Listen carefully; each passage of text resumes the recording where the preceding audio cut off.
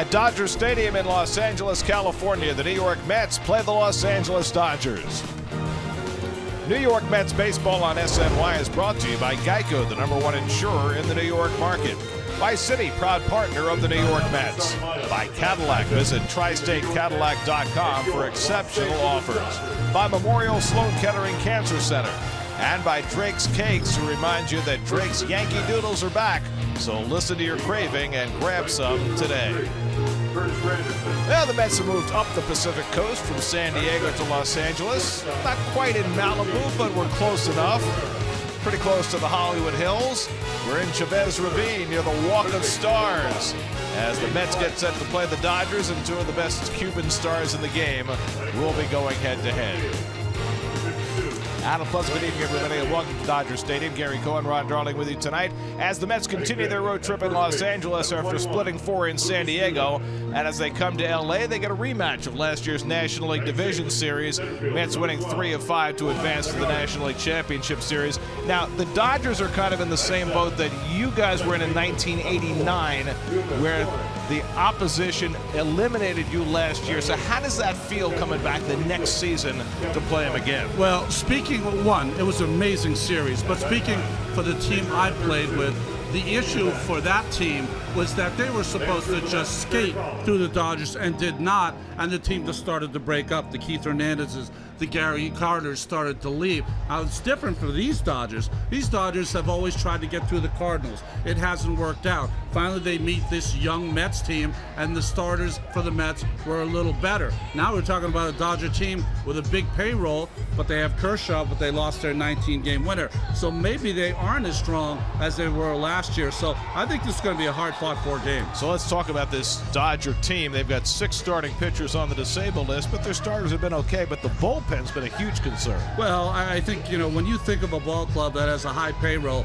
you figure they don't have any flaws. That has been the one flaw they've had for the last couple of years, and they're going to have to change that. Kenley Jansen got a 4-out save, and there's going to be more of those for him if they're going to continue to win. The pitching matchup, 2 left-handers who were high draft picks by the Mets. The guy they kept, Steven Matz. Well, Matz has been unbelievable. 4-0 in his last 4 starts, 0.67 ERA. He seems to get better with every start.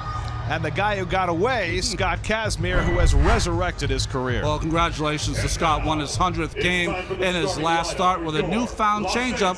He's one of the best lefties in the game. So it's the Mets and Dodgers meeting for the first time since last October. Mets and Dodgers in L.A. All the action coming your way tonight right here on SNY.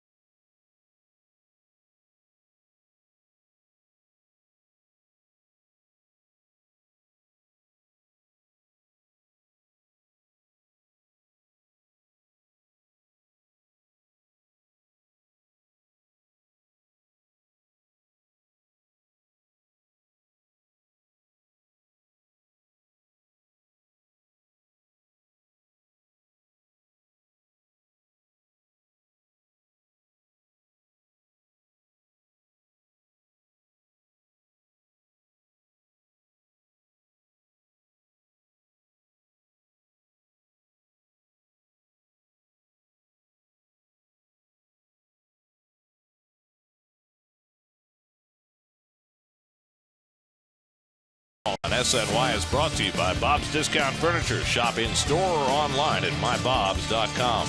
By the Lexus NX Turbo and Hybrid, go beyond utility. And by New York Lottery, take a break from the expected, play scratch-off games from the New York Lottery. Get to Citi Field for Free Shirt Friday, May 20th, when the Mets face off against the Brewers at 7:10. All fans in attendance will receive a T-shirt featuring the Mets pitching staff etched into Mount Rushmore, courtesy of Goya. For tickets, visit Mets.com/Free Shirt Fridays. It's been an up and down year for Yasiel Puig so far. You got to get ready any way you can. Yasiel looks locked in.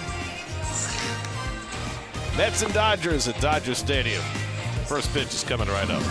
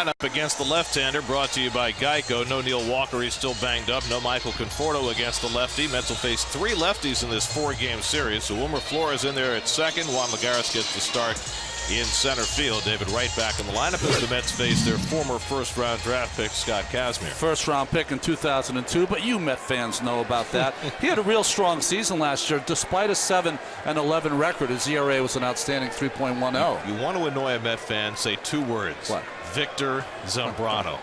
I'm learning that. I thought he could be fixed. Well, Kazmir went to Tampa Bay, and he had an extraordinary run of 4 or 5 years before he got hurt. His numbers fell off. He wound up an independent ball, but has fought his way back. First pitch of the night to Curtis Granderson is hit in the air to right field. Hit well. Back goes Puig to the warning track. Back at the wall. It's out of here! Curtis Granderson leads off with a home run on the very first pitch of the game. 6th home run of the year for Granderson, and just like that, the Mets have struck first again. Do you remember last year when Curtis Granderson was known for always taking the first pitch, and then when he got to the playoffs, he eschewed all that and started swinging at the first pitch, leading off? Well, he does it here. reenacting what he did last year against the Dodgers in the NLDS. Well, Curtis, who set a record last year by hitting leadoff home runs 7 times, leads off this game with a home run. And here's Asdrubal Cabrera, who has to move his feet for ball 1. So that's an exciting start to the night. Whoa. Mets' 48th home run of the year, the most in the major leagues, and the most the Mets have ever had at this point in a season. And so the power continues even in a place where home runs are often tough to come by. Well, Curtis is a kind of forgotten man in that NLDS last year. 7 for 18, 389 with 2 doubles and 5 RBI. Kazmir behind 2-0 on Cabrera, and he hits one in the air to left. This one's playable for Kike Hernandez, and that's the first out of the night. Well, I've been there before. There's nothing worse than giving up a home run on your first pitch. And you can see the reaction by Kazmir. You got to be kidding me. Come on. Supposed to at least get the first pitch for a strike. Kazmir's been plagued by home runs earlier in the year. That's 8 home runs he's allowed in 32 innings of work, and obviously that's shattering for a guy who's trying to work with less than the fastball he used to have. That's a 50 home run season if you don't watch yourself. Here's David Wright. David didn't play yesterday by design, day game after a night game. Was on base 5 times Saturday in San Diego, capped by a home run. And he takes the pitch outside for ball 1. 37 career leadoff home runs now for Curtis Granderson, his second this year. Trails what? Reyes for Mets? I would think he trails Reyes. Career-wise. Yes, career-wise. Because he broke Reyes' single season record last year. Actually, I think he, let's see. He's got 12 now, 13 now as a Met. Reyes had 16. Okay. So there you go. And Wright takes the off-speed pitch outside, and it's 3-1. So Kazmir, after giving up the leadoff home run, falling behind the next 2 hitters. Yoenis Cespedes waiting on deck. And David goes after the fastball away, 3-2. Kazmir last year split his season between Oakland and Houston, made 31 starts. A deceptive 7-11 record. He had a 3.10 ERA and earned a 3-year contract with the Dodgers worth $48 million. It hasn't gone very well so far. He strikes out right. David might have chased 2 pitches out of the strike zone. And Kazmir has his first strikeout. Well, defensively for the Dodgers, Kike Hernandez in left has played left, center, right, second base, third base, and DH. Trace Thompson in there. The 2 best young players for the Dodgers, Jock Peterson and Corey Seager, are not in the lineup against the left-handed bats. And A.J. Ellis usually is the personal catcher for Kershaw, but he's done more catching this season. Dave Roberts has done a lot of platooning, so no Jock Peterson, no Chase Utley, no Corey Seager, no Carl Crawford. Here's Cespedes, who is just on an amazing tear. There's Dave Roberts, the first-year manager of the Dodgers, who was the bench coach in San Diego last year. Cespedes, 10 home runs, 27 RBIs over the last 18 games. He has just been on an incredible run. Leads the major leagues in RBIs with 30. And he takes the pitch low from Kazmir, 2-0. So 3 straight hitters now. Kazmir has fallen behind. Cespedes was talking about his production early this season after the game yesterday, and he was talking about being more selective. And I think we've seen that over the last couple of weeks. We really have. You know, that is really his Achilles heel, is chasing the ball out of the strike zone. He's also gone to right field and right center a little more than we saw last year. But if he gets a count in his favor, he is not afraid of letting it go. Lucas Duda would be next. Cespedes hit 3 home runs in the 4-game series in San Diego. That's lost the first 2 there and then won the last 2. Meanwhile, the Dodgers came from Toronto, where they won a series from the Blue Jays. Kazmir flew ahead of the team, so he would be well rested for the start tonight. It's a long trip from Toronto to LA. Because of the customs, it's always a little difficult getting out of Toronto. Full count to Cespedes. So the second straight full count for Kazmir, and he had another first inning where the Mets are making an opposing starter work. Mets have now outscored the opposition 24-5 in the first inning this year. 3-2, and the curveball misses for ball 4, and Cespedes draws a 2-out walk. Well, that's what you were talking about, Gary, being more selective there on that changeup out of the strike zone. So Kazmir will have to pitch out of the stretch for the first time, and he'll take on Lucas Duda. While Conforto sits against the lefty, Duda is in there, and Lucas has really struggled against lefties early this season, just 1 for 18.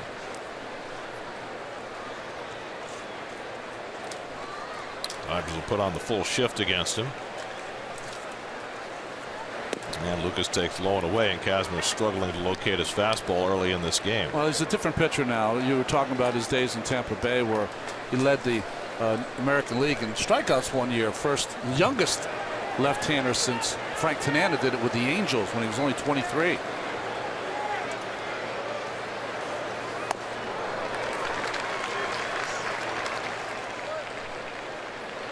There are the lefty-righty splits for Duda. Last year was a resurgent year for Lucas against left-handers after a rough 2014. This one's gotten off to a difficult start.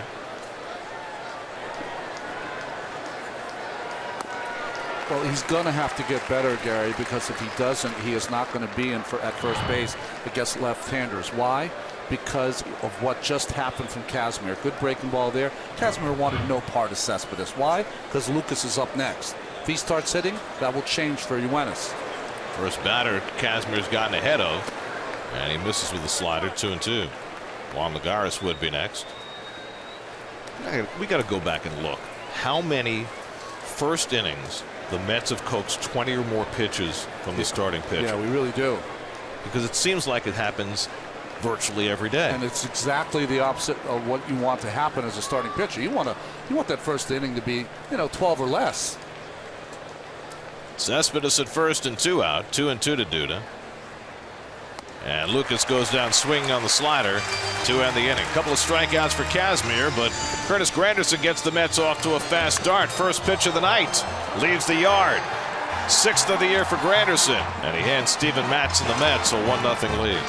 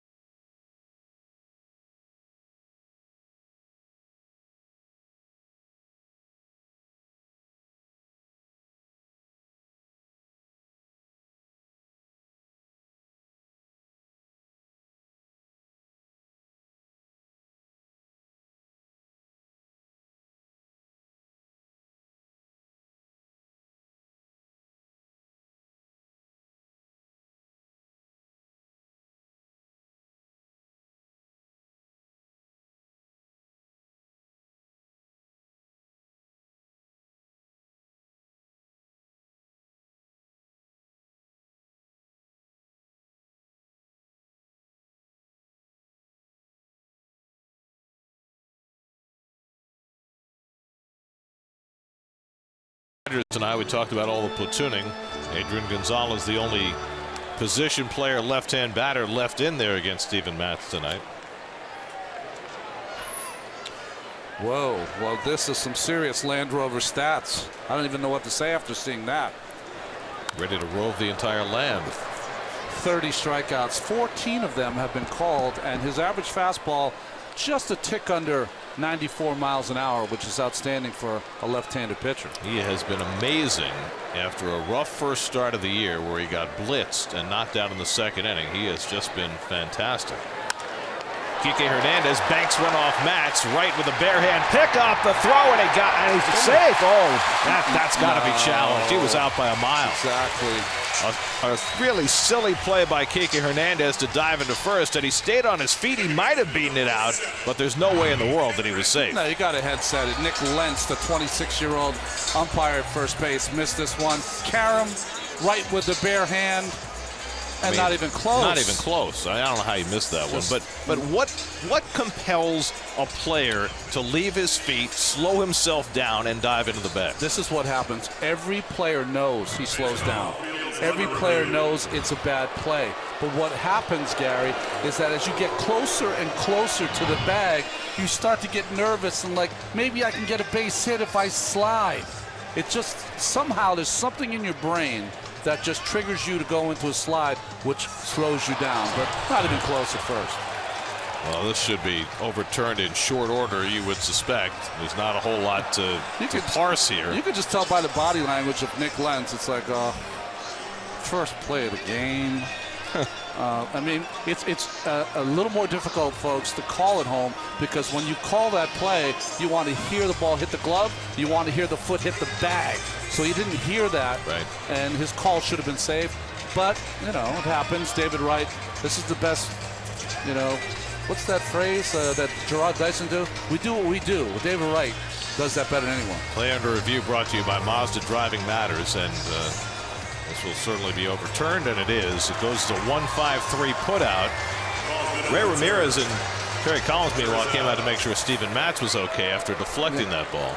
I think he just caught it on the side of the leg, so he should be all right. And it was hit well, but not, you know, right on the nose. Mike Everett's crew and Jerry Meals' crew are in the bunker in Chelsea, so they made the overturn. And so the Mets win the challenge, and here's Howie Kendrick. And he takes a fastball for a strike. On the scene, the umpiring crew, the relatively inexperienced one, fielding Culbreth and Jim Reynolds, the only veterans. Lentz, who's first time we've seen him, and Mark Ripperger, two young umpires on this crew. Howie Kendrick, who has normally been a full-time second baseman, now is more of a jack of all trades for the Dodgers. He's played some third, he's played some left, he played first base the other day. Something that you didn't think you'd ever see. You'd always thought he was just a second baseman, and that was it. Adrian Gonzalez up next, who's been struggling here at Dodger Stadium. And Matz misses with a fastball, 2-2. Kendrick, reliable as a hitter. He'll hit 290 every year, 295 last year. He got off to a slow start this year, but he's been hitting lately. And Matz runs one inside on the full count. Also, his entire career has been very clutch. I know some people don't believe that's a word that should be used in baseball. Very clutch with runners in scoring position. Grounds one toward the hole on the right side and sneaks it through. Flores shifted to the left. Kendrick, who had a go-ahead hit yesterday in the exact same spot against Toronto, hits it through the right side hole. It's got to be a feeling that since he's facing a left-hander, they're going to play him a little to pull. But I've watched Howie Kendrick play for 10 years. He wears out that hole his entire career. So the Dodgers have a one-out base runner, and now Adrian Gonzalez. And Ronnie mentioned his problems at home. Gonzalez is 0 for his last 30 at Dodger Stadium. That seemed almost impossible.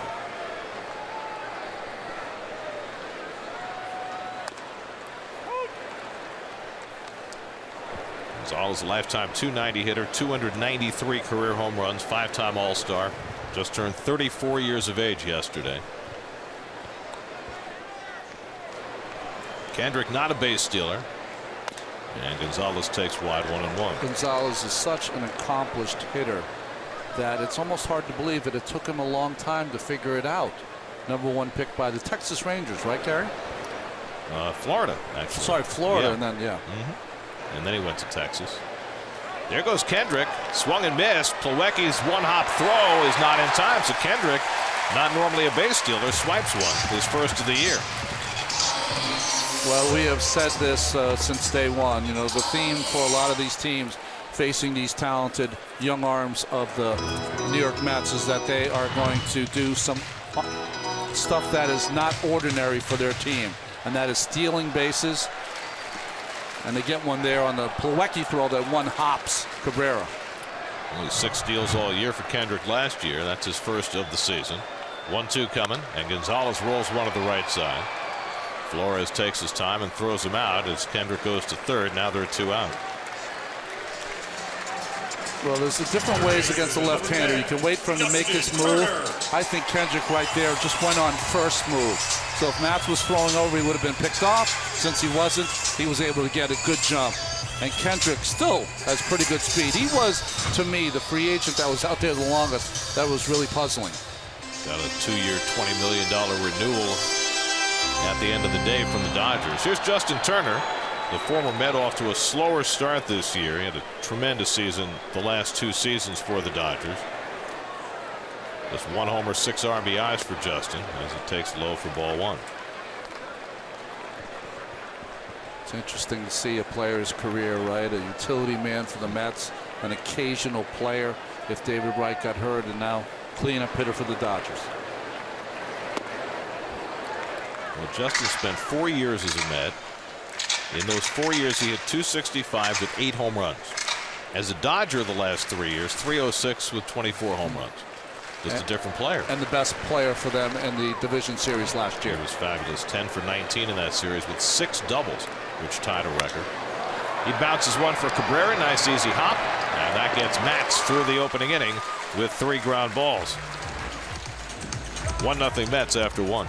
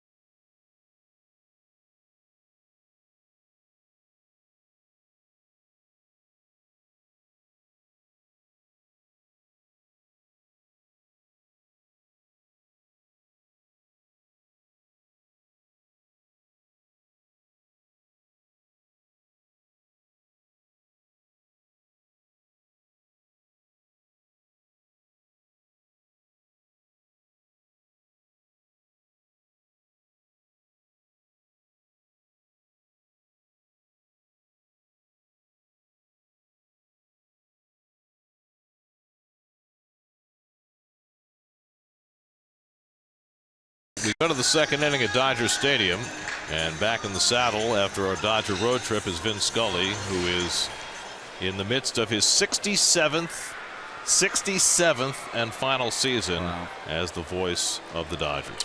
You know, I went in the booth to say hi to Vin. I always do, and because it was his last year, I don't know. You know, he always is so welcoming, so you never feel intimidated. But for a baseball player, it'd be the equivalent of if you're a Catholic visiting the Pope or the Dalai Lama. I mean, he's just so bigger than the game to a player like me that played it. So before the season this year, they renamed the street that leads to Dodger Stadium, which was known as Elysian Park Avenue. It is now Vin Scully Avenue in perpetuity. Juan Lagares fouls it back 1-2, and any honor that man receives is well deserved, because he has been a unique figure, first in Brooklyn, then here, but for all of baseball for nearly seven decades. 2-2 now to Lagares. When my son Jordan was younger, I taught him the Buckner play, the Buckner call, and I'd just crush all my Boston friends when he was like 3 or 4 years old because he would recreate it for them. Very nice. Lagares takes outside, another full count for Kazmir. Jim Reynolds, the home plate umpire, so far is not calling anything that's just off the corner, which he's not supposed to do. But for a guy like Kazmir, he kind of wants or needs those pitches to be successful. Lagares reaches and drives one to right center. Puig diving, and did he get it? He made the catch. Tremendous play by Yasiel Puig.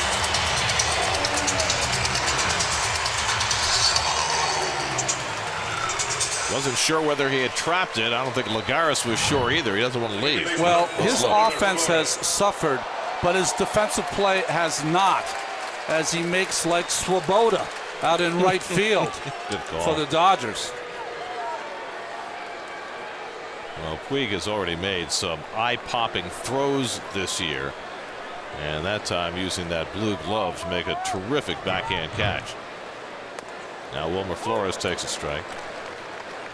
Wilmer had a great series here last year when the Mets came here in the regular season. He went 9 for 13 in a 3-game series, tying the most hits a Mets players ever had in a series at Dodger Stadium.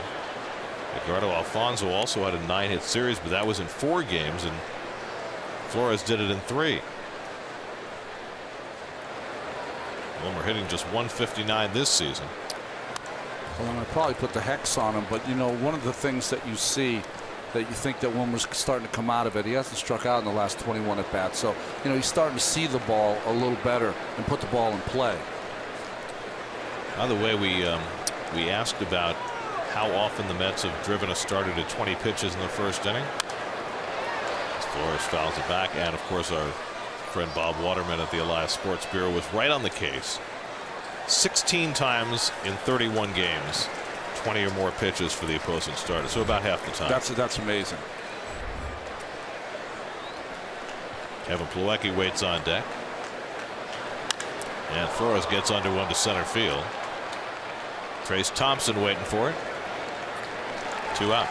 Gary, that's part of having a good eye as an offense, but it's more of opposing pitchers are coming into the game a little apprehensive about facing a team that hits a lot of balls out of the ballpark and doing a little bit of nibbling early in the game that's not paying off for them.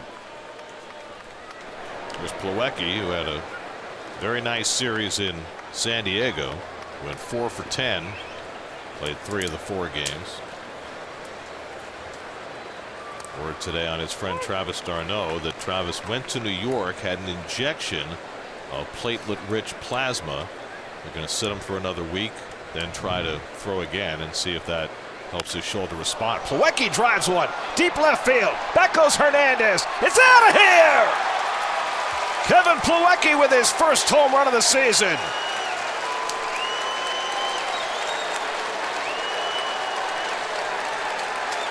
Blue and orange crush on the road. And the Mets now have a 2-0 lead. Well, Plawecki, you mentioned, had his best series in San Diego because of one thing. He hit for power. He hit some doubles. He's starting to put the bat or the center of the bat on the baseball. High changeup. He did not miss it. Difficult to hit home runs in this ballpark. Night games. Not so far for the Mets. Now Steven Matz.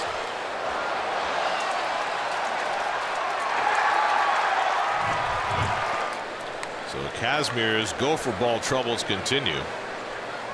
That's 9 home runs allowed in 33 innings.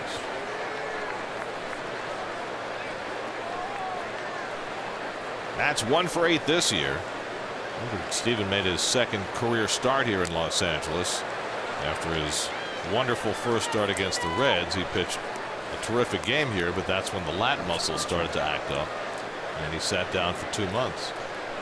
I remember, I'll never forget that, on the plane when the Mets were headed back from Los Angeles. Terry Collins asked me, he said, "You ever had a lat problem?" I said, "Yeah, you can pitch through it, but it's difficult," and he never did. Kevin Plawecki hits his first home run of the year, and the Mets have a 2-0 lead in the second at Dodger Stadium.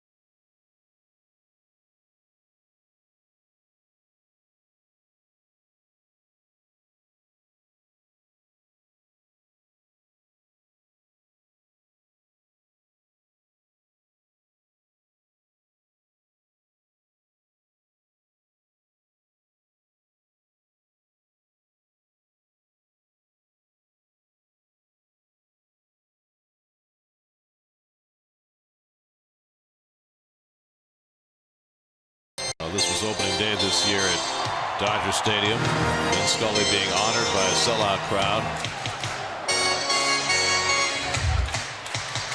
Of course, Orel was taking the selfie. That's right.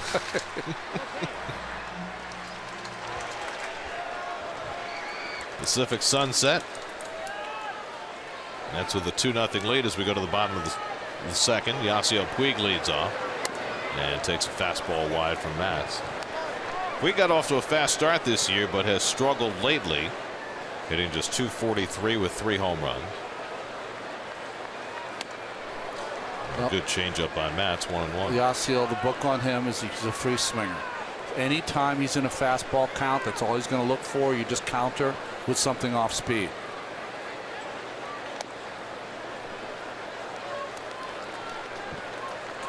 Once you get ahead, if you can, then you just bounce the pitch. Trace Thompson on deck.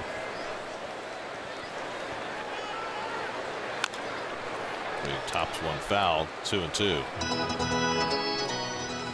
Steven Matz, the last 4 starts, 4-0, 0.67.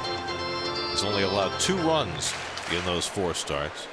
In the last 50 years, there's only 1 rookie left-hander who's done that other than Matz, and he's here tonight. Fernando Valenzuela, right. 1981. Well, the thing about Matz, he's been doing it while getting tons and tons of runs also. Tons of run support. Grounded right to Cabrera. 4 outs for Matz, all on the ground to start the night. 1 out and nobody on. Trace Thompson coming up. Let's go inside baseball with Steve Gelb. Steve? Well, Gary, the big story in baseball right now is what the Cubs did with Bryce Harper yesterday. Bryce Harper 0 for 0 in the game against the Cubs, but he was on base 7 times, 6 walks, hit by a pitch once. He is the 4th player ever to walk 6 times in a game. The last one was Jeff Bagwell in 1999, but the first one to do so before the age of 30. Remember, he's only 23 years old. He saw 27 pitches in the 7 plate attempts, did not swing once, and only 2 of them were strikes. 13 walks in the series, most by a player since at least 1913. Only recorded 4 official at-bats in an entire 4-game series. And this is my personal favorite stat from yesterday. In the 4-game series, his on-base percentage jumped 60 points with only 1 hit. Well, tonight against the Tigers, he only walked twice. He went 0 for 2. Then he got ejected from the game in the 9th inning right before Clint Robinson hit the walk-off home run as the Nats won. Another chance for Cabrera. He throws out Trace Thompson, and they're 2 away. And then he screamed at the umpire while they were celebrating the walk-off victory with that home run. You get ejected from the game, I don't think you're supposed to go back on the field, are you? Well, you're supposed to not be in the dugout. Right. So he might get some discipline for that. You know, and I hear all the hand-wringing about this, about Harper getting walked. Part of the game. I mean, we went through this with Barry Bonds. If you don't like Harper being walked, have the guy behind him be productive. That's right. I mean, yesterday Ryan Zimmerman left 14 runners on base. Well, it's part of the game, and the other stat, he only scored 1 run in that game. That he was on base 7 times, right? So that's the most important part of it. And to me, and I could be wrong, but Joe Maddon's like this. I think he's just playing head games with him early in the season. A.J. Ellis at the plate, and he drives one to right, but right at Granderson, and that retires the side. So a 1-2-3 inning for Steven Matz after 2 at Dodger Stadium. 2-0 New York. Dodgers grounds crew is driven by the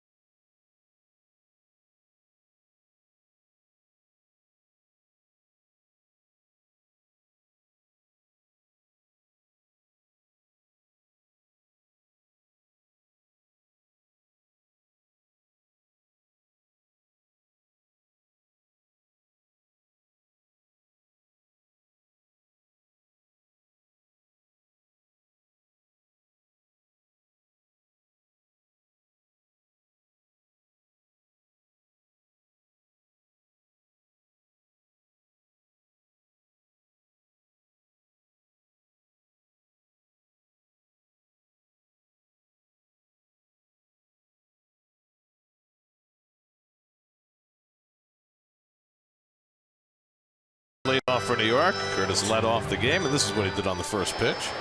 Just the fastball supposed to be away. It's up and in. Boy, no movement to Granderson's swing. Just as soon as he saw it, not a lot of stride. Just put that foot on the ground, quick to the ball.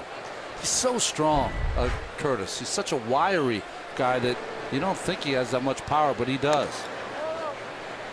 Curtis produced his 37th career leadoff home run, which is pretty good for a guy who was not a leadoff hitter for a long period of time in the middle of his career. Well, that big year for the Yankees where he walked 136, 137 times. Sorry, scored 136, 137 runs. He hit in the second hole that entire year. Punches one the other way, and he's got himself an opposite field hit.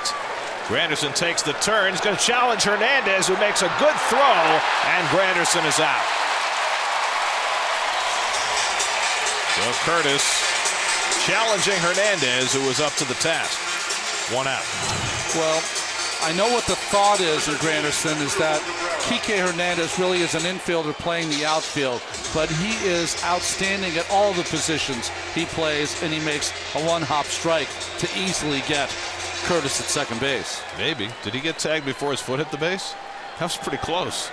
You know, I need to spend more time looking at all the way through, because when the ball beats a guy, I always assume that he's out. And now, as Dribble Cabrera is drilled by a pitch, takes a long glance out of Kazmir before heads to first base. Well, remember his first time up after the home run by Granderson, he threw one at his feet, moved him off the plate. So now he throws one that clips him. That's the fourth batter Kazmir has hit already this year.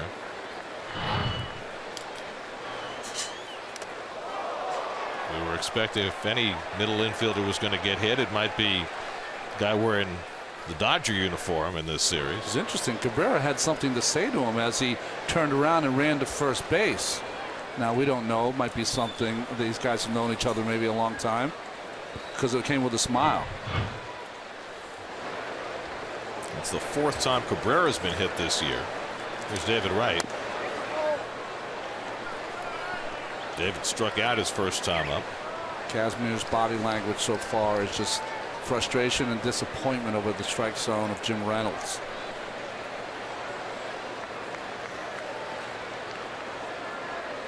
You think he's gotten squeezed? No, I think Jim Reynolds has done a really good job. The balls have been just off the corner. Jim's a good umpire, a solid umpire. But, you know, you start when you're giving up a lot of home runs, you get off to a tough start, you start begging, Gary. It happens. Well, this is a guy, Kazmir, that the Dodgers need to be good. They've got 6 starting pitchers on the disabled list. That gets by Ellis, and down to second base goes Cabrera. So trying to throw that pitch low and into right, and it was beyond the reach of Ellis. I mean, you're asking these pitchers that they've signed not to replace Greinke, but, you know, come in the vicinity. Greinke with 19 wins last year, only 3 losses. Well, hopefully at some point they get Hyunjin Ryu back. Mike Bolsinger, Brandon Beachy, Brandon McCarthy, Brett Anderson, Pedro Frias, Carlos Frias, they're all on the DL. And all could be starting pitchers in this rotation. It might be the 19-year-old who's here first. Yeah, that's Jose Julio Urias, who they might bring up to put in the bullpen. Here's the rotation as it exists now, and you know the Dodgers, what would they be without Kenta Maeda, who's just been fabulous as the second starter behind Kershaw. His tripling's been strong. You know, I mean, he doesn't have any wins, but you know he's been strong considering he was named the 5th starter last day of spring training. Oh, the way they scored that a pass ball on A.J. Ellis. 2-2 now to right. Greinke moved on to Arizona for over $200 million. 51 and 50. Holy cow.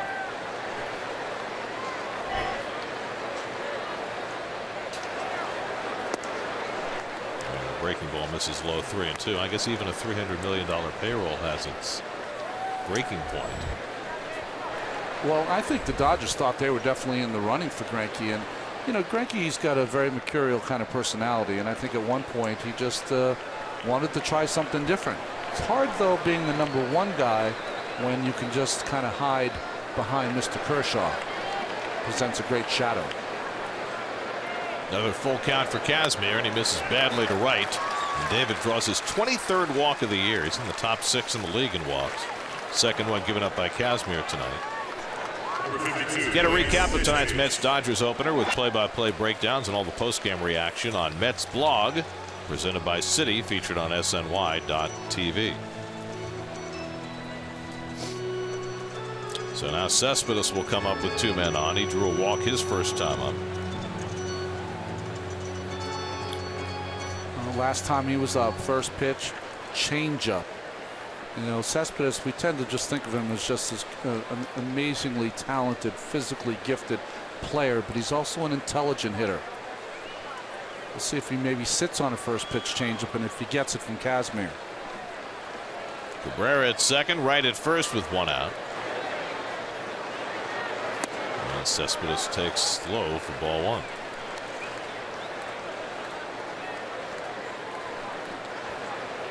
Mets have hit 2 home runs tonight, 49 for the year. They came into the night with 56% of their runs having been produced via the home run, highest percentage in the majors. Yesterday, though, they found other ways to score. They had a couple of 2-out RBI hits from Asdrubal Cabrera, another one from Eric Campbell. It was refreshing to see the Mets find other ways to score runs. I don't mind him hitting home runs all the time, Gary, to tell you the truth. It's just that sometimes yeah. Power takes a vacation, right. and it's nice to be able to score in other ways. Kazmir behind 2-0, and that's hit sharply for a base hit. Cabrera around third. Hernandez unleashes the throw to the plate. It's high, and Cabrera scores. Cespedes with an RBI single, and it's 3-0 New York. 31st run batted in for Cespedes. He leads the major leagues. Well, right now, if you don't throw over 95 miles an hour, and especially if you're left-handed, you really have no shot of Cespedes not hitting the ball hard somewhere. And this one past the shortstop Culberson. Hernandez now with the ill-advised throw, but David, the play's in front of him. He did not think he could advance a base. No chance you're going to throw out Cabrera there. So now Duda, who struck out his first time up, and he takes the slider down for ball 1. The leap and the throw off the ground by Kike Hernandez. So we've seen now the throw to Granderson accurate. That one not so much. Well, they already had 1 outfield assist in the inning. He was hoping maybe to grab another. David really got caught kind of watching that play. How many times tonight has Kazmir been behind? 2-0, 3-1, and it's been a path worn out for A.J. Ellis heading out to the mound to try and get Kazmir back on the right page. Well, I've said this before for you folks at home. The less natural gifts or stuff that you have as a pitcher makes it so important that every fastball you throw has a purpose and is thrown mostly for strikes. If you don't, you're going to be behind hitters, and when you're behind hitters, you don't have the stuff to get them out. 5th 2-0 count already for Kazmir.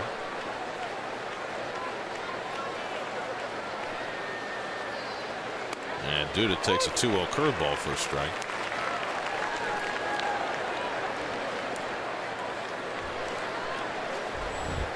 Juan Lagares waits on deck.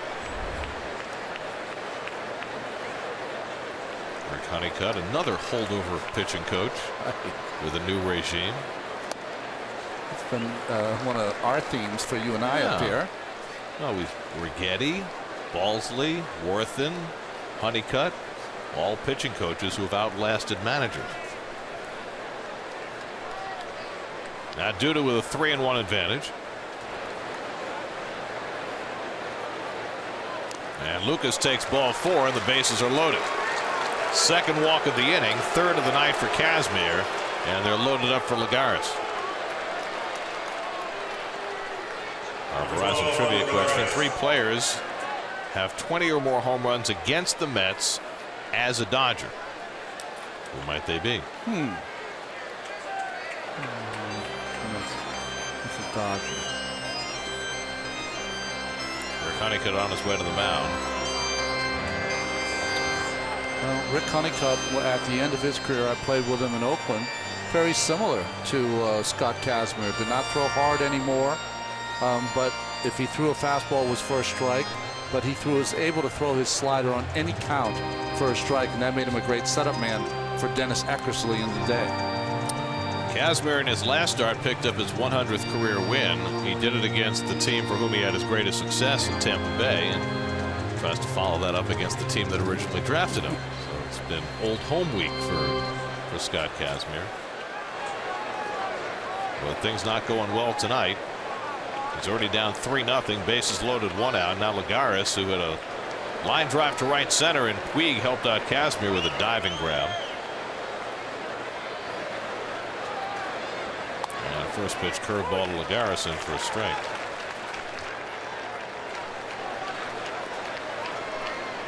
Ninth start of the year for Lagares, mostly against lefties.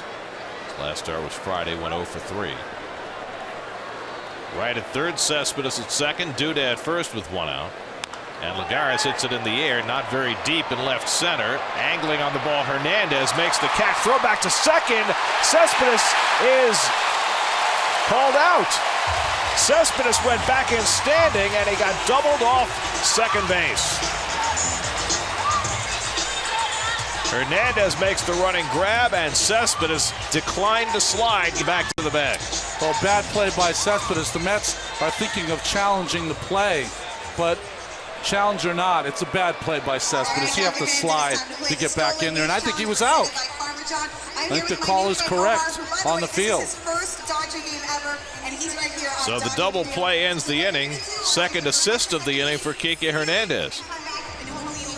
Mets settle for 1 run and lead 3-0. Here we go. Ready? 3, 2, 1.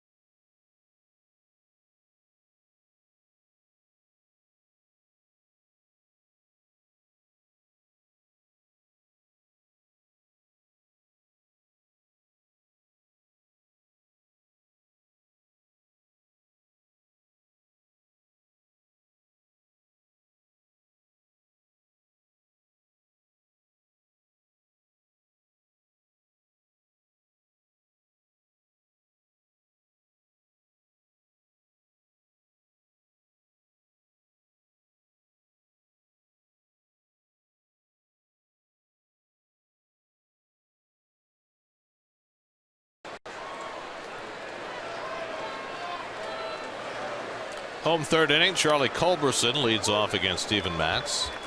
Culberson playing short tonight. Corey Seager not starting against the lefty. Culberson's 7th start of the year. Injury plagued the year last year, did not play a lot. And a disc problem. That ball hit past the diving Flores and into center field. And Culberson has a leadoff hit. Second hit against Steven Matz. Well, going to Cespedes drove in a run in that top of the third, but might have cost the Mets more. Well, David's tagging, he's going to score easily, but I think what happened to Cespedes is that he read it that it might fall in, and by the time he got back, he was too late. But you have to slide there, and he would have been safe. It's the lazy play by Cespedes. Kazmir off to bunt, and he takes up and away for ball 1.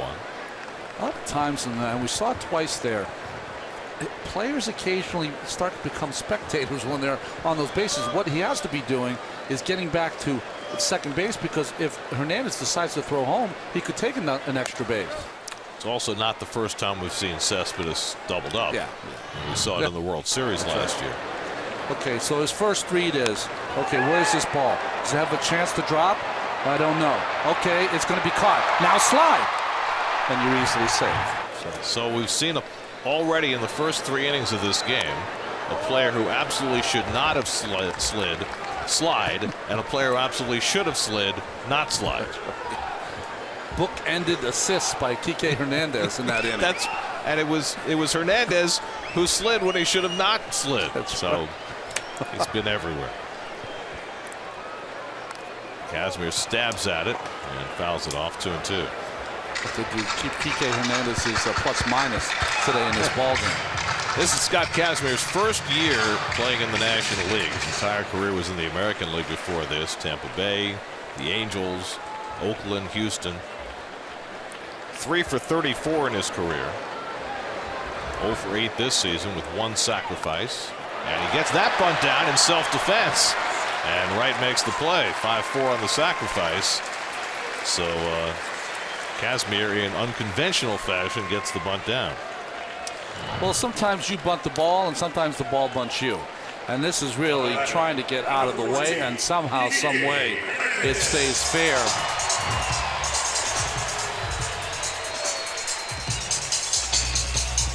Luck, but he'll take it.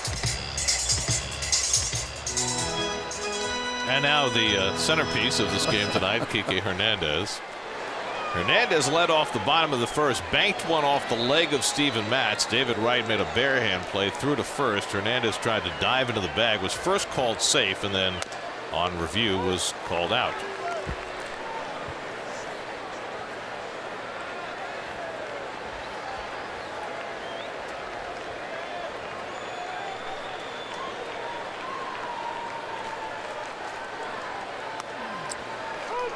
High strike to Hernandez, 0-2. If you notice, Gary, but the longer that Kike Hernandez is teammate of Justin Turner, the more he looks like him at the plate. That's a great call.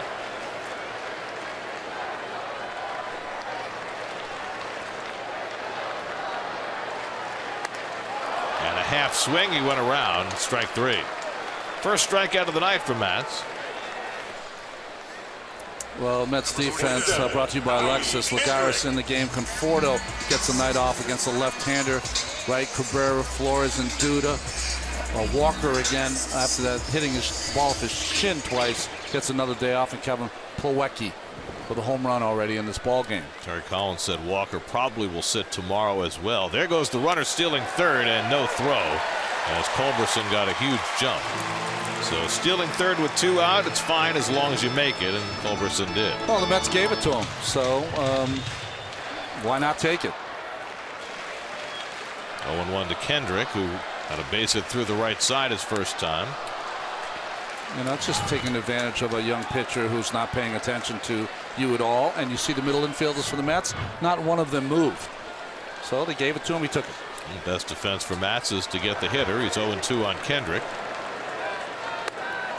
Lays off the high fastball, and it's 1-2.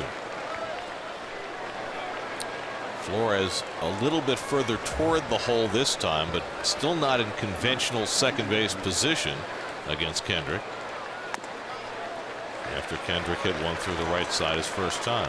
I think you have to really have a feel for what Matz is going to throw. If he's going to throw fastball away, you got to feel to your left. If he's going to throw changeup or curveball, you got to feel to your right. You know, you got to have a feel for the game. And why do I say that? If he throws fastball, he's more apt to hit the ball the other way. If he throws something soft, he's more apt to pull it. Adrian Gonzalez would be next. Mets 3 runs, 4 hits. The Dodgers no runs and 2 hits. Steven Matz looking to win his 5th consecutive start.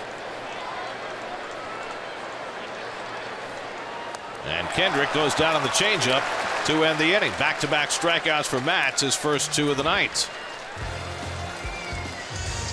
Steven Matz pulling the string. And the Mets lead 3-0 after 3.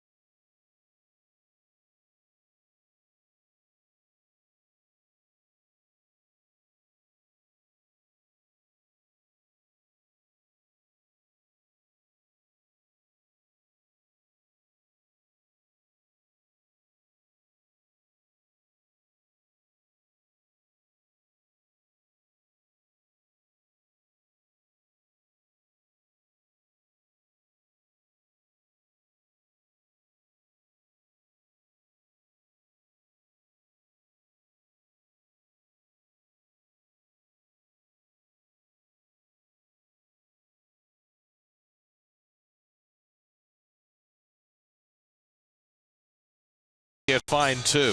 We'll see. Let's answer our Verizon trivia question for tonight. We asked which 3 Dodgers hit 20 home runs against the Mets. All from the past. You know what's interesting about that? I had the first 2 because I played against those guys. But Eric Karros has always left off those when you think about the Dodgers. He has some unbelievable numbers as a Dodger. He had a lot of longevity as a Dodger. Wilmer Flores takes a strike from Scott Kazmir as we start the 4th inning. Wilmer flied to center field his first time up. Well, Karros was in that run of rookies of the year that the Dodgers had. The Dodgers actually had 2 runs. They had one in the 70s, one in the 90s. That's hit to right field, and Flores got his base hit. So Wilmer taking one the other way against Kazmir, and the Mets have their 5th hit. And Kazmir finds himself in instant trouble again. Supposed to be a fastball or a cutter in, and Wilmer just fights it off. It's more of the middle of the plate. Yeah, right before the game started, Billy Ashley, you remember Billy? Big power right-handed hitter for the Dodgers. He, Eric Karros, and Mike Piazza were roommates when they first came up. Really? Yes. Here's Plawecki, who hit his first home run of the year, into the stands and left. Well, it figures that Karros would have 20 or more against the Mets. He's hit more home runs than any Los Angeles Dodger ever. Wow. 270 as an LA Dodger. I guess Duke Snider probably has the Brooklyn record, right? Little flare, and Kendrick catches it, then drops it on purpose, and they say that it's an out. You're not allowed to drop it on purpose to fool the runners. You can let it drop in front of you, but once you touch it, you can't do that. And so Kendrick gets merely the out on Plawecki. What he was trying to do is short hop it and then turn a double play because Plawecki stopped running. You always have to remember to continue to run just in case an infielder does this play correctly. Kendrick did not. And the second base umpire, Mark Ripperger, all over it. So now Steven Matz will come up with a runner at first. You might let Matz take one cut. Especially against the lefty, right? Yeah, one cut. Matz struck out his first time up. Dodgers edge in at the corners. And Kazmir steps off, hoping to get Matz to give it away. You're right, Gary.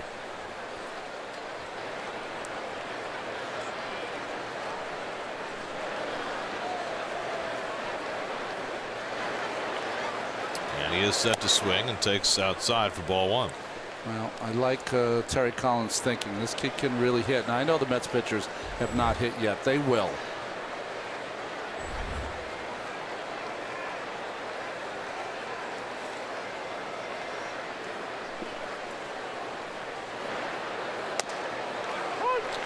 Catches the corner, and it's 1-1. And now I would, because of Curtis, the home run lead in the game, I would ask him to bunt now. Give him 1 strike, and then after that, try to get the runner over. See if that's what Terry's thinking.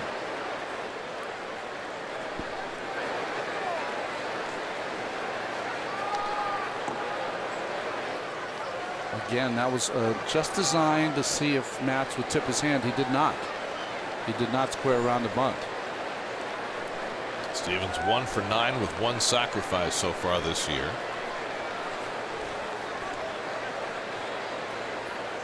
Runner goes. They play hit and run, and Matz fouled it off. How about that? Love it. You can do a lot of things as a manager when you have. Not only is Matz a fine hitter, and again, I'm prefacing that by saying no one's really hit yet. But he's also a good contact hitter. He's not the guy, even though he struck out his first at bat, he's going to be a guy that's going to be able to make contact most of the time. And he tries to take one the other way and fouls it off.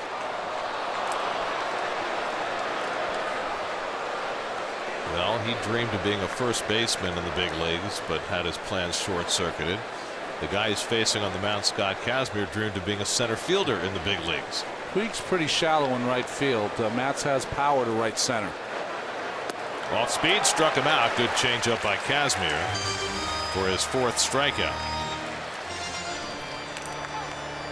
Well, the best changeup he's thrown all night has been to Steven Matz. Good one, outside corner. and lots of movement late.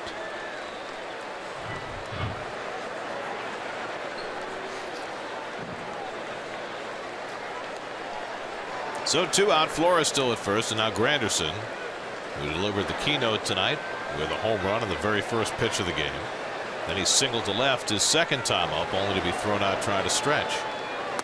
And he takes a fastball knee high for a strike. So Curtis, who had been 3 for his previous 32, is 2 for 2 tonight.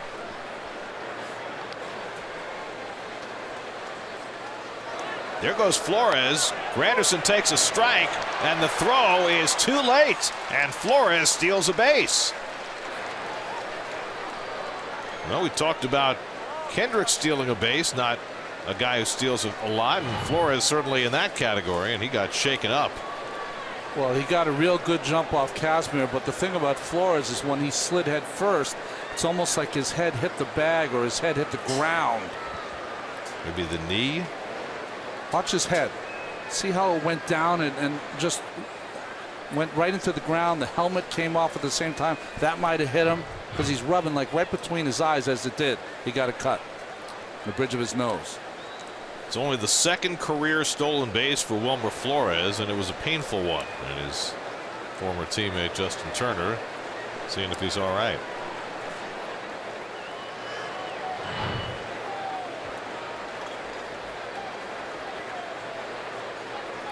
When you saw Turner also, you lay that left leg, you're hitting base, you're hitting ground, you're hitting the left leg of the infielder. That's why when you think about Ricky Henderson and others who've stolen lots of bases, it really, you have to be incredibly strong to be able to do it.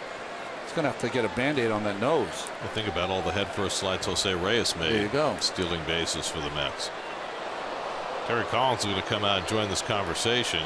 The question is, do they only need to bandage him, or do they need to worry about concussion symptoms? Well, I think they have to do both. I think they have to either put a Band-Aid on to stop the bleeding right now, figure out if he needs a stitch at some point, ask him the necessary questions you have to ask someone who hit their head. Do you see Terry smiling at Turner saying, "What'd you do to my player?" He said I'm all right. Well, Wilmer stole 1 base in 2014. Now he's got his second career steal. Terry wants to make sure he's okay before he leaves. I have a feeling that might be the last base that Wilmer steals. Something about Mets around second base against the Dodgers. So Wilmer's in scoring position. It's a 2-strike count on Granderson.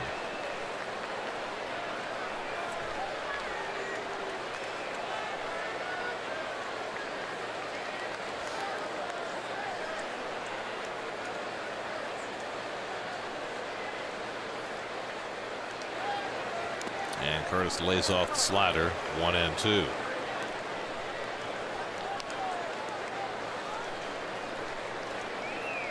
Kazmir up to 70 pitches working in the 4th inning. Now the shift is on for the Dodgers. Kendrick is playing back, but see Culberson, he's trying to keep Flores close. So the distance between him and Kendrick is pretty large for Curtis.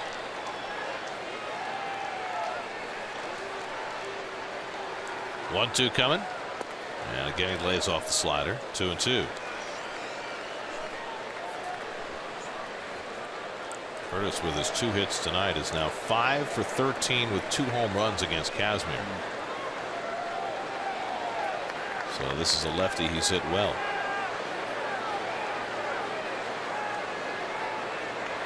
Two-two, and he got him. Kept going back to the slider. Finally got him to chase one. Kazmir has his 5th strikeout, and the Mets are done in the 4th. First inning in which they haven't scored. 3-0 New York.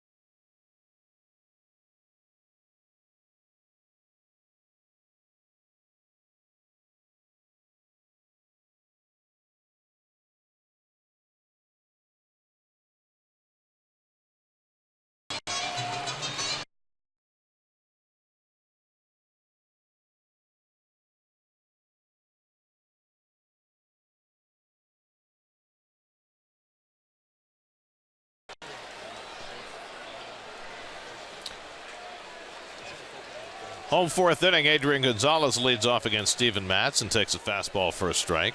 Gonzalez grounded out his first time up, stretching his Dodger Stadium offer to 0 for 31. Just one shy of the Dodgers' longest ever home futility streak in this ballpark. Franklin Stubbs went 0 for 32 at Dodger Stadium in 1987. Another left-handed hitting first baseman.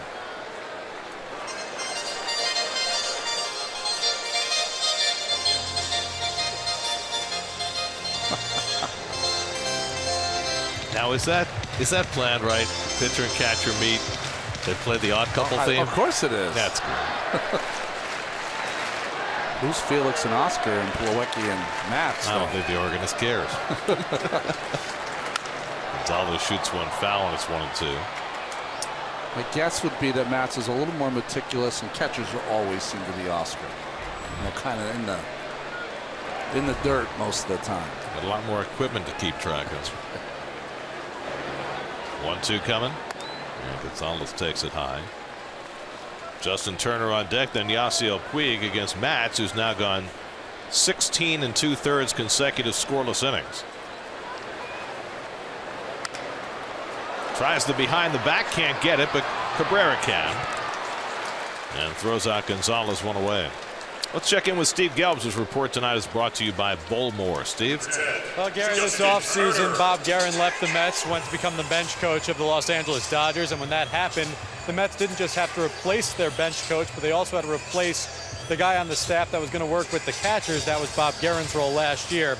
Dick Scott has taken up both of those mantles. Of course, the one difference being that Dick Scott played shortstop in the major leagues and Guerin was a catcher. So speaking with Dick Scott a little bit about it before the game, he recognizes that he's not that catcher that can work with these guys. He said it's like a teacher trying to work on a car. You don't necessarily have a lot of faith in that. So he tries to stay away from the very technical side of things as he trusts his catchers to recognize that stuff for themselves.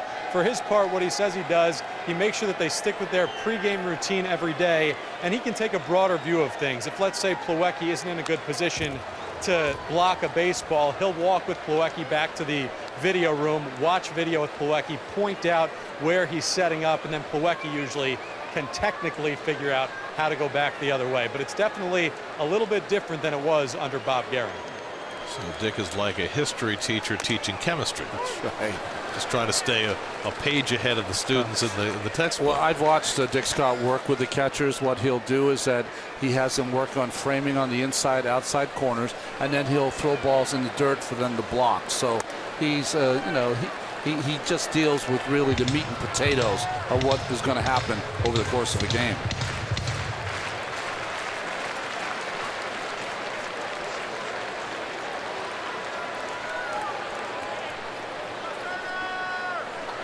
Three and two to Turner, who grounded out to short his first time up.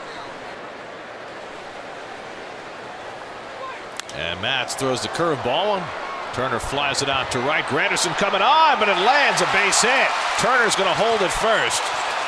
He was not fully busting out of the box, otherwise he might be on second base. The ball had a lot of loft, but Granderson couldn't get there. Well, we talked about it before that the ball doesn't carry here. So what happens a lot of times is these balls off the bat that you think are going to be caught pretty easily just end up dropping in front of the outfielders. Turner came out of the box. He was running pretty good, Gary. I just think that what happened originally, he thought that the ball was going to be caught in one hop by Granderson, and it wasn't. Here's Yasiel Puig. So Turner on first with one out. Third hit against Matz. Puig grounded out to short his first time up. Matz has already gotten 7 ground ball outs in this game of his 10 outs. Only one put out for an outfielder. It's in the air to right. Easier for Granderson this time to ease over. And that's the second out, and Turner goes back to first.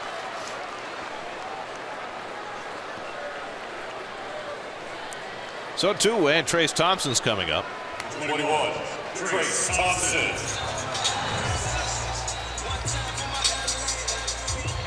Anderson goes for the ball. The security guard makes sure he's not in the way. Nice move. That's a good move. It's the advantage of the low fence.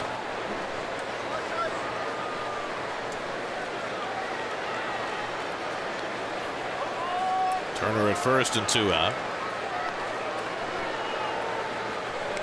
Trace Thompson, his brother Clay, has business tonight. He's a little busy right now, eh? Clay's teammate, the more renowned Mr. Curry, apparently is playing tonight. So, of course, it's quite a sports family. Trace Thompson's dad, Michael Thompson, #1 pick in the NBA draft. His brother Michael also played while in the NBA. Now he's playing in Italy. Was your dad Michael originally born in one of the Caribbean countries? I believe so. Yeah.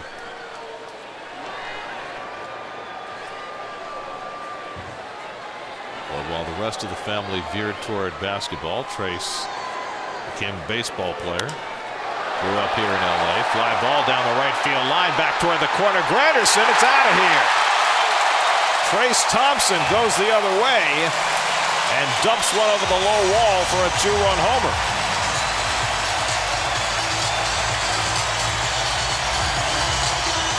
Third home run of the year for Thompson, and it cuts the Mets' lead to 3-2.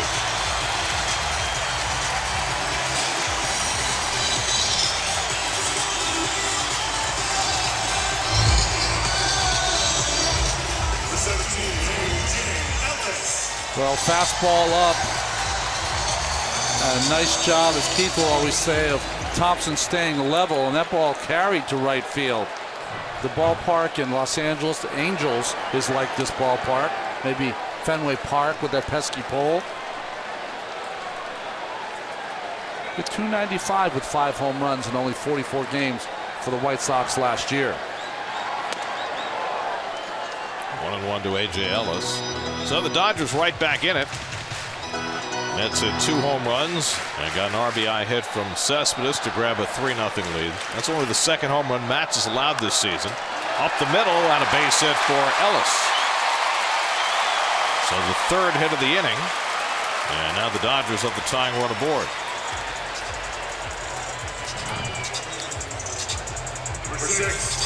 Well, everything has gone so swimmingly for Steven Matz. A run production by his ball club.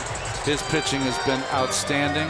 It's the first time that we've seen him kind of hit hard since his first start this year. The string of 16 2/3 consecutive scoreless innings has come to an end. Now he's just trying to hang on to the lead with the number 8 hitter Culberson coming up. Culberson on a base hit, later stole third in the 3rd inning.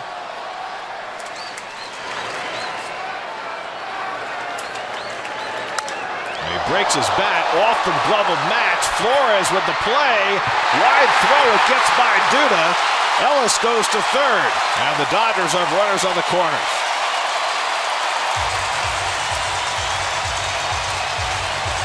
A broken bat, a deflection by Matz. Flores tried to do all he could, but the throw not on line. But what happens on this play is once the pitcher deflects it, the infielder has to change his path, and when he threw this ball across his body and avoiding the runner, kind of hooked it over there, and it's so close proximity, Duda wasn't able to make the adjustment. That's a play that Lucas has got to make, in my opinion. They're going to score that a base hit for Culberson, and now the Dodgers with runners at the corners, and Kazmir comes up. I'm a little surprised that Dave Roberts wouldn't even consider a pinch hitter in this spot.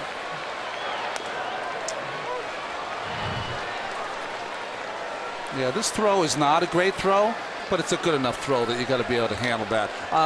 I'm not surprised in this way, Gary. You talked about it before. If this team is going to have the kind of year they want to have, Scott Kazmir's got to be a big part of it. And maybe you would now, only 1 run behind, you push him a little bit. Now he's thrown a lot of pitches, 72 through 4 innings, so maybe only get 1 more inning out of him. And he talks about it's not like going to the bullpen as you're assured of zeros. Well, their bullpen has certainly been a problem in front of Kenley Jansen, who's been fabulous as the closer. 0-2, the runner goes, and it's fouled off. Culberson was running. I don't think the Mets had any plan to make a throw. Every pitcher, right-handed or left-handed, has a trigger. And that's what base runners concentrate on. And obviously, Matz has a trigger that he does right before he goes to the plate. The Dodgers are reading it, and that's why they're able to get such a fantastic jump. 1-2 to Kazmir.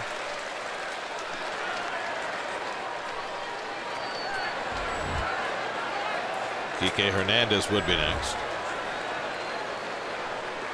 Ellis at third, Culberson at first with 2 out. And Kazmir strikes out on the slider to end the inning. Third strikeout for Matz, but the Dodgers get closer on Trace Thompson's 2-run homer. 3-2 Mets after 4.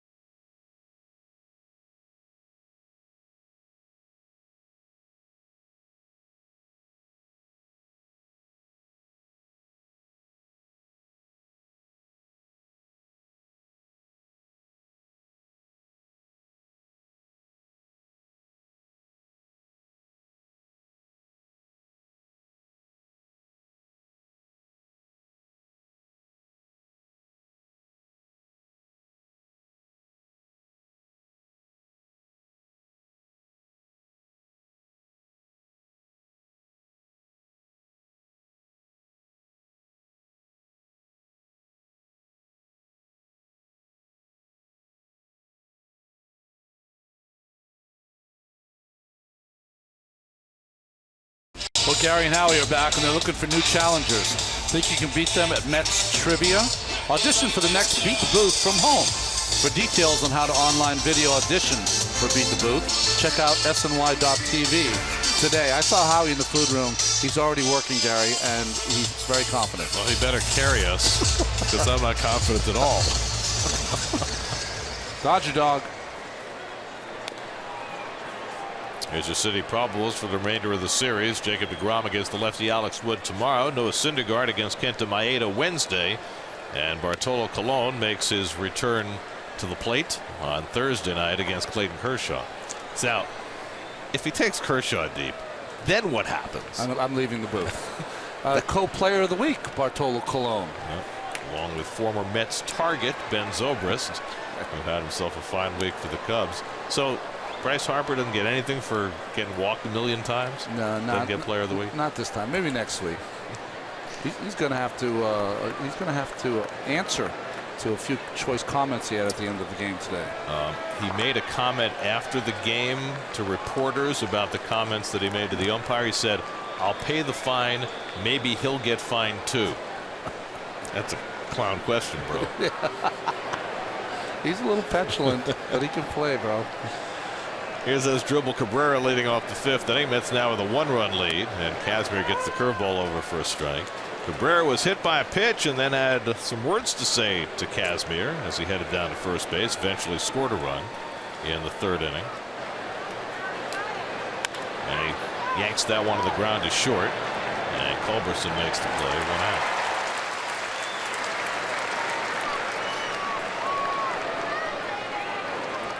Scott Kazmir grew up in Houston. His dad worked for the dad of Adam Dunn. Oh, really? And Adam Dunn, who was about 4 years older than Scott, was Scott Kazmir's first pitching coach. Adam Dunn. When he was 9 years old, Adam was 13, 14. Adam Dunn taught Scott Kazmir how to pitch. Well, we forget sometimes that Adam Dunn was recruited as a quarterback in Texas, right? Mm-hmm. No, he had an arm. and he obviously knew the technique. Do you have a feeling that Adam Dunn, when he was 13, was probably about 6'2" at the time? About 215. Right? Yeah, probably. Right, stop the swing, and it's 2-0. David has struck out and walked tonight. Cypress Falls High School in Houston.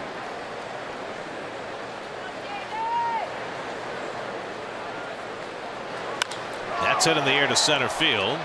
Measuring it is Thompson, and he's got it 2 out. Well, think about this. When the Mets traded Scott Kazmir, he was a 20-year-old in Double-A, and he was their #1 pitching prospect, but he was 20 in Double-A, and the Rays, once they got him, brought him right to the big leagues. Yeah, because they didn't have a lot to work with there. So he was replacing Victor Zambrano, who had been their ace in their rotation. And he took off from there and had a great 4 or 5 years in St. Pete. Well, we're seeing what's happening now with the R.A. Dickey for Noah trade. Trading young pitchers that you don't know what their promise is going to be, but boy, you hate to be wrong and have them star somewhere else. And then things started to fall off for Kazmir, and they traded him to the Angels, who then released him in 2011. He wound up pitching independent ball for the Sugar Land Skeeters in 2012. The Indians gave him a new lease on life in 2013, and by 2014 he was an all-star with Oakland. So he was able to reach the pinnacle, right? American League strikeout leader, hit bottom, and bounce back. Great perseverance. Cespedes watches on the outside corner at 94 from Kazmir. That's the hardest pitch he's thrown tonight. Cespedes has walked and singled in a run. They've got the full shift on against Yoenis. 3 on the left side. So if not traded, then Kazmir would have played a big part in the 06 team. Probably. Presumably. Right? We don't know exactly how things would have worked out.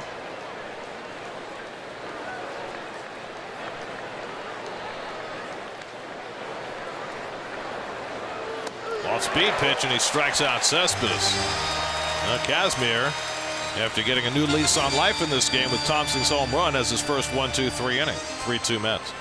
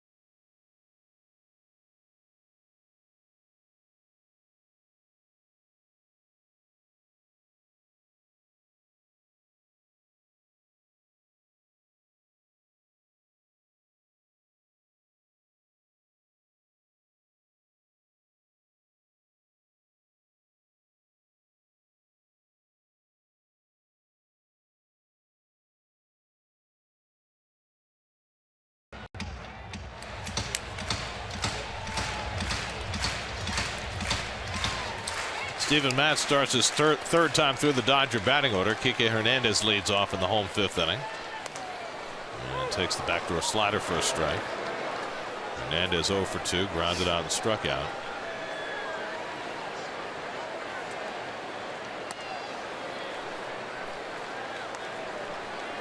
Howie Kendrick on deck. Then Adrian Gonzalez against Matz, who gave up a 2-run homer to Trace Thompson in the 4th. Keeps that fastball away with some good sink, and it's 1-2.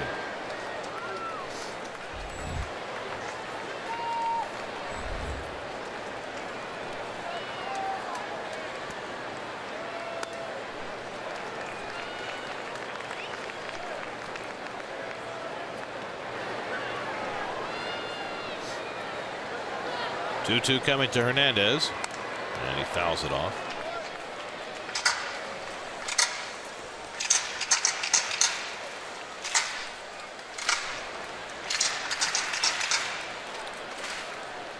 I think I've seen something tonight on a major league scoreboard that I've never seen before. Here's the 2-2 coming. That's hit in the air to right field, and Granderson is there, and he makes the catch. Talk about it in just a bit. First, let's hear from Terry Collins. We've been saluting Vin Scully tonight, and Terry has a very close relationship with him. Well, first of all, he's one of my idols. I mean, you know, when you spend all the years I did here, and you know, didn't spend a lot of time in Los Angeles, but you know, I spent a lot of time in the Southwest where you could get Dodger games, and he was the Dodgers. I mean, I can't. It's hard for me to think about listening to a game without hearing him. So, and he's a great friend. I mean, I have been honored to come in here in the last few years and have him take a minute to come down from the booth into the clubhouse to say hi. That means an awful lot to me, and the fact that he's as special as he is. But before I leave here in the next 4 days, I will get to shake his hand again. First baseman, Adrian Gonzalez. The incomparable Vin Scully. That's right.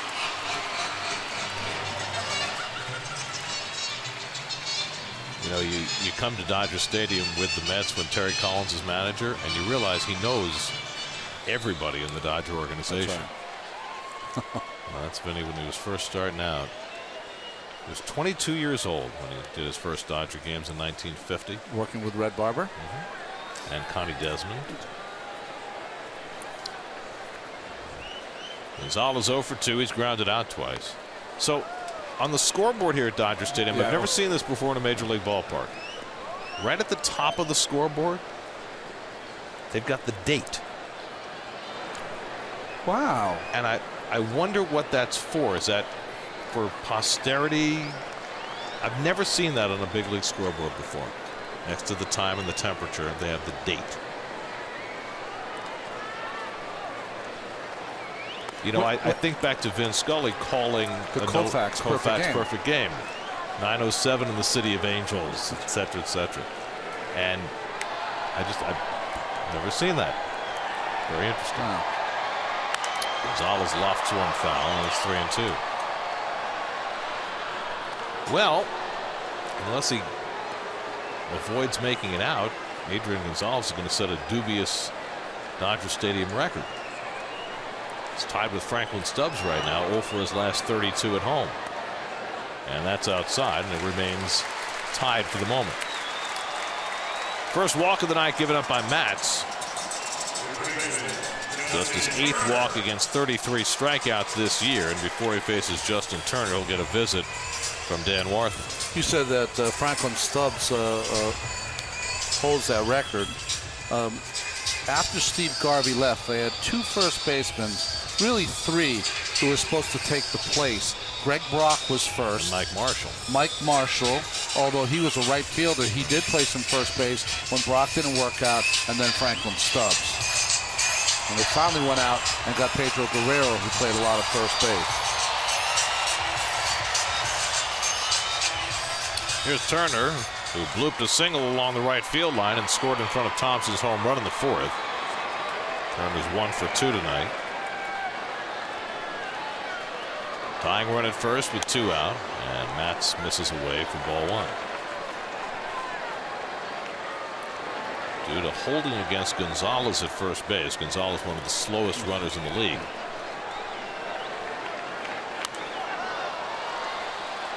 And 1 to Turner. I never quite understand that. I always felt like standing in front of the runner makes it much easier for the runner, because what do you do? You take the lead equal or more than the first baseman's at. If you're behind him, you always feel like you never quite know where he's at, and it gives you as a first baseman a little extra room. But sometimes some first basemen don't like to play behind runners. They feel like they're getting shielded. I'm sure goalies feel the same way at times. Right.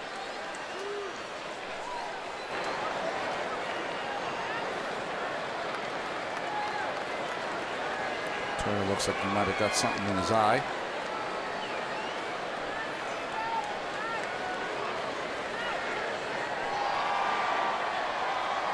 One from Matz. 2-1 to Turner.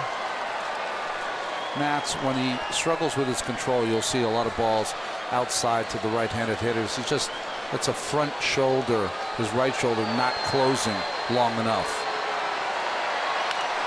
Turner bounces it foul. And I think that's why Dan Worthen went out there to talk to him. He has 2 or 3 things, like all pitchers do, that are trigger points that you have to fix. When you're a young pitcher, it takes you longer to fix them. When you're a veteran pitcher, as soon as you throw the pitch, you go, oh, God, I got to do that or do this.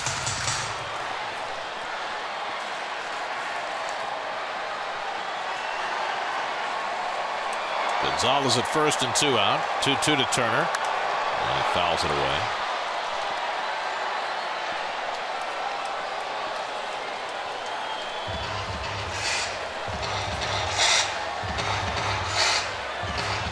Steven Matz through his first 11 major league starts, 8-1. Only 2 of the left-handers since 1900 have done that.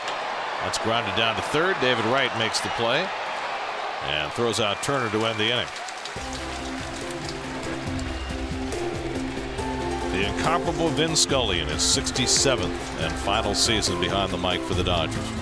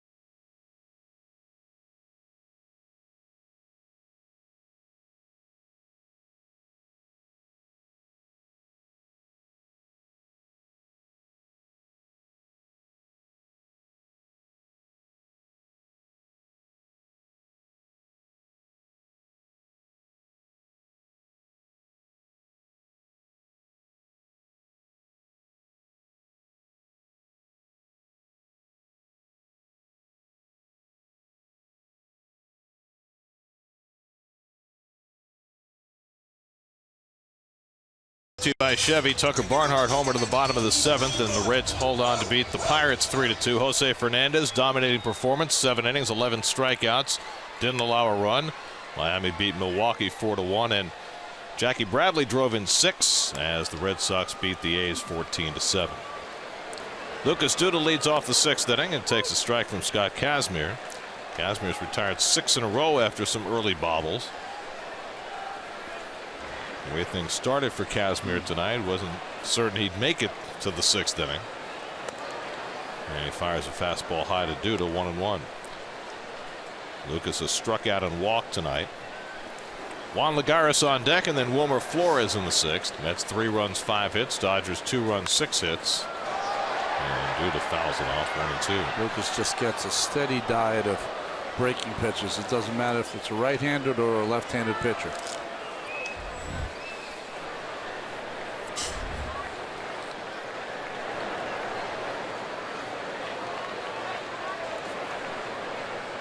1-2 coming. And the breaking ball rolled to the right side. Kendrick makes the play. 1 out. Let's check in with Doug Williams in the studio for a game break brought to you by your local Honda dealers.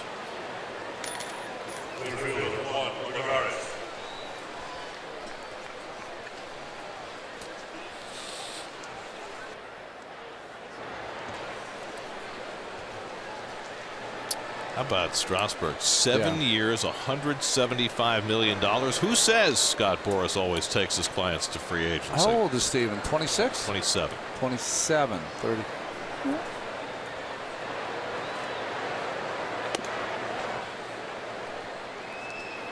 Well, since he's got back from the disabled list last August, he has been fantastic. And, you know, you take a gamble anytime you sign a pitcher to that term of contract. But there were not a lot of pitchers in the free agent market. So if he went out there, he was going to command David Price, that kind of money, well over 200. So the Nationals decided, you know, that it's hard to call it a deal, but considering what other pitchers have gotten out on the market, Greinke, Price, others. Well, the other part about that deal, like so many deals these days, is that Strasburg's going to have opt-outs in the middle of those 7 years. You know, it's become the fashionable new thing in these contracts for players to not only get enormous amounts of money but get these opt-outs. And I guess once one team gives them, then I guess every team has to. Well, the problem, the opt-out only works one way. Right. It doesn't work for the team. Lofted out to left, and there's Hernandez right in stride, 2 out. I mean, the only reason you opt out, see Sabathia and A-Rod for the Yankees, is because you're styling, and you're going to get more money. Well, like Cespedes. Right. After this year, he can opt out. You don't opt out if you come off a bad year and you just want to keep making good money.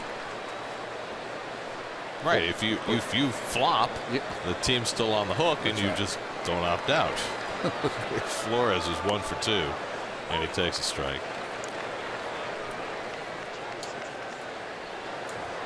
A.J. Ellis is one of my favorite catchers to watch.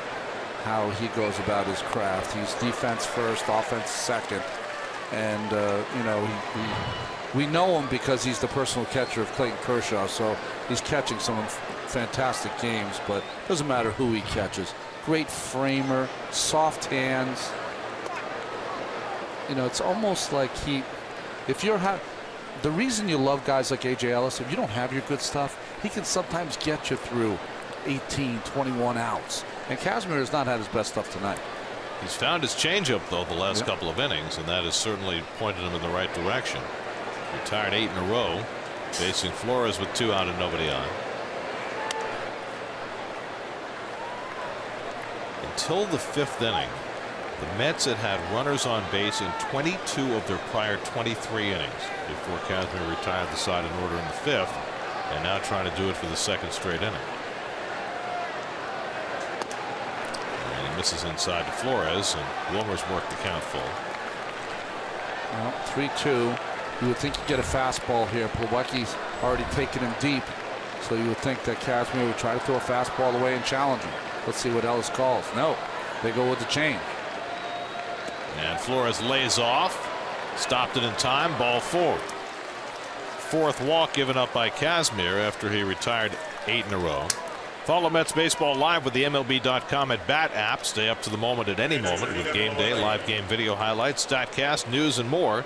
Download MLB.com at Bat, the #1 app for live baseball on your phone and tablet. Now Plawecki, who drilled a home run, his first of the year in the 2nd inning.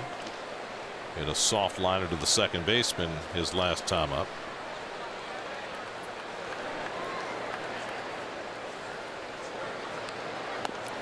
Last time Plawecki was at the plate, or in that inning, Wilmer Flores stole a base. Adam Liberatore is up in the bullpen for the Dodgers. I don't know if Wilmer's nose can take another stolen base. It was a painful experience for him.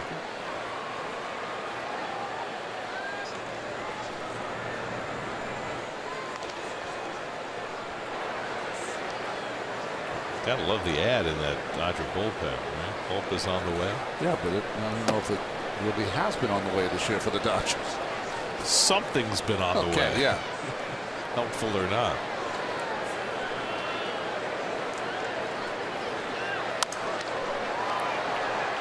To Plawecki. That's great. I like when they can incorporate their advertising that makes sense. Didn't you say that the Mets, for a while, their tarp on their field used to be salt? Morton salt. Morton salt. When it rains, it pours. There you go. 100th pitch of the night from Scott Kazmir. And Plawecki bounces the changeup right to Kendrick. He drops the ball and everybody's safe. Wow. Probably had a play at second base, was getting ready to throw it to first and just dropped it. Well, just a brain cramp from a guy that you usually don't see that happen. He's been playing a lot of different positions this year for the first time in his career. Always a solid second baseman, not solid there. Third error of the year for Kendrick. That keeps the inning alive, gives Steven Matz a turn at bat. Matz has been up twice and struck out both times.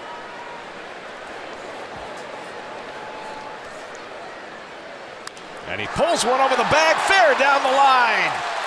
Flores is in to score. Plawecki heads for third. He'll be held up there. Steven Matz with an RBI double. And the Mets now lead 4-2.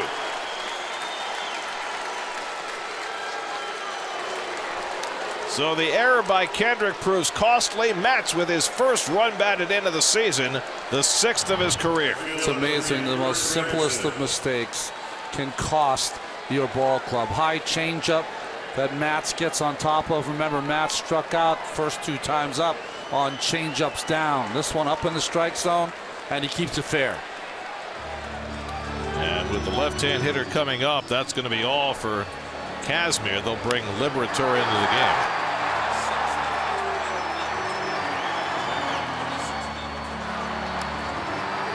Plawecki was digging, and for a while, if it had not hit the sidewall and jutted straight out, he might have had a chance to score. But good job by Tuffa holding him up. So the error proves costly for the Dodgers. Kazmir is out after 5 2/3. Call to the bullpen brought to you by Verizon. We'll be right back to LA.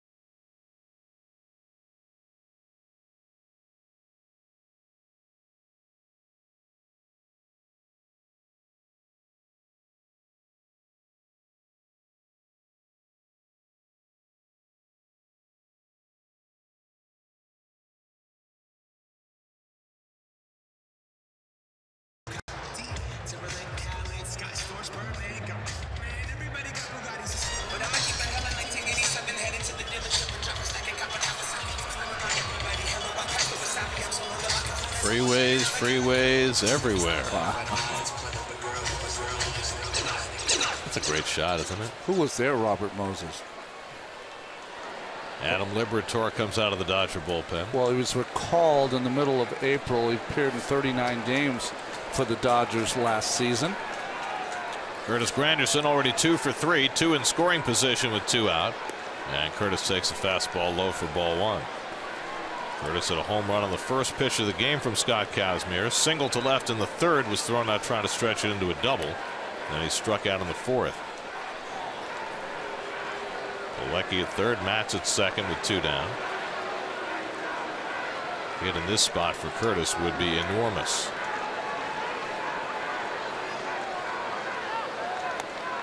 And he takes a strike from Liberatore. Liberatore, 28 years old, was in the Tampa Bay organization, traded to the Dodgers. Came out of Tennessee Tech. I don't know if there are any other big league players from Tennessee Tech. Grew up in Beaver Falls, Pennsylvania, known for another sport player. Part of a football player from there. Used to wear white shoes. And a call strike. Anderson didn't quite think so. 1-2. Liberatore's done very well since coming back from the minor leagues.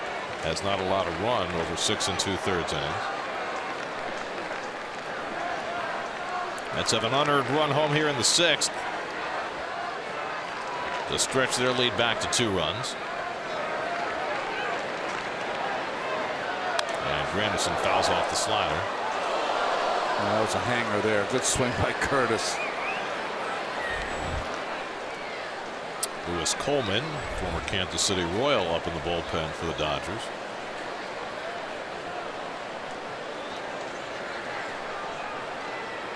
Kazmir can do nothing but shake his head. He had this game through the 6th. He was ahead on Flores with 2 out and nobody on. Lost him to a walk. Hendrick makes an error, and all of a sudden he gives up a hit to the pitcher. Yeah. Anderson bounces it foul. He's been hot since he left the game. Well, I mean, he has nobody but himself to blame for walking Flores after he was ahead in the count, but the rest of it, you feel like if you're a pitcher, I know quality starts, I mean, they don't mean anything to me, but if you don't have your best stuff and you give your team a chance to win 6 innings and 3 runs, you feel like you did all right, considering you didn't have what you had probably in your last start.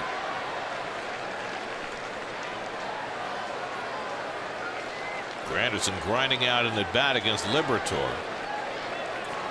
Liberatore just letting Ellis know that he's having trouble seeing the signs.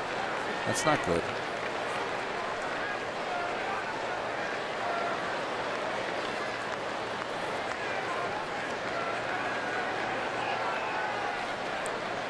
Granderson's had only 1 prior at bat against Liberatore. 1-2 coming. Hit sharply, but right at the shortstop, knocked down by Culberson, and he recovers in time to throw out Granderson and retire the side. Granderson hit it hard, but no result. Mets get an unearned run and lead 4-2 in the 6th.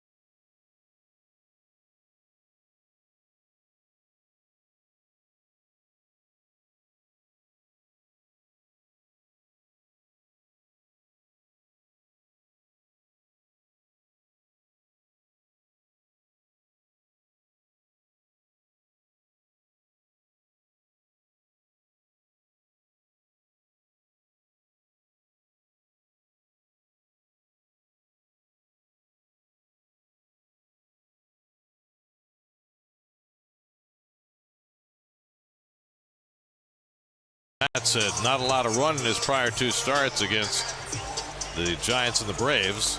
He's been unbeaten on the road in his career, and he's ahead tonight. No one's dropped his ERA from start number 1 to start number 6 better than Mr. Matz. From 37.80 after his first start to 2.83 coming into tonight. So, welcome to the post-midnight portion of our show. Oh, okay.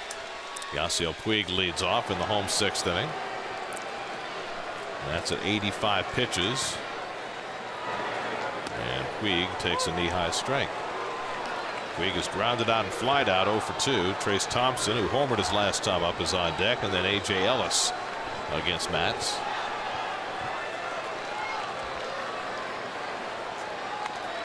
And Puig moves his feet. 1-1. Steven started against the Dodgers in Game 4 of the division series at Citi Field. The Dodgers tied up the series that night behind Clayton Kershaw. Yeah, Kershaw threw a gem. You know, it was on him too, because he had a couple of postseasons against the Cardinals where he didn't get it done, and he got the series back here to L.A. Ugly cut by Puig to foul that off. So Jacob took care of business. Well, Matz pitched well that night. He just had the one bad inning that cost him. And got beat 3-1. And, you know, DeGrom was ultimately fantastic in Game 5, but it could have gone very differently for him early in the game. Yeah, I mean. Change up in there, strike 3 called, and Puig goes away unhappy. 4th strikeout for Matz. Puig didn't like any of those calls. Matz did a nice job of pitching him in that at bat, and he finished him up with a changeup. You see the grip, and like all the Mets pitchers, we've seen a lot of changeups into right-handed hitters. He could have a gripe. Now Thompson,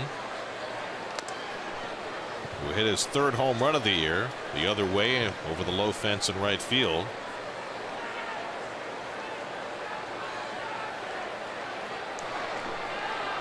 Thompson played in 44 games for the White Sox last year, and yet he's still a rookie. He came up short of 130 at bats, which is the cutoff, and he didn't have enough days on the active roster to lose his rookie status. Hit .295, 5 home runs for the White Sox, and then came over in that 3-way deal that sent Todd Frazier to the south side. Hansel Robles up in the Mets bullpen with Matz about to throw his 95th pitch. And a good curveball to strike out Thompson. 2 down. Well, this is what you like to see from your young pitchers, is that as they get close to that magic number, whatever that number is for each pitcher, that they get stronger. And 2 strikeouts in this inning by Matz. 5 strikeouts for the night for Steven. Now 2 out and nobody on for A.J. Ellis, who's hit the ball hard twice tonight, lined out to right and single to center.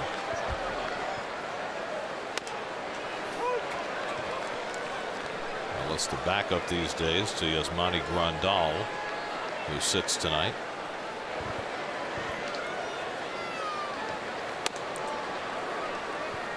One to Ellis.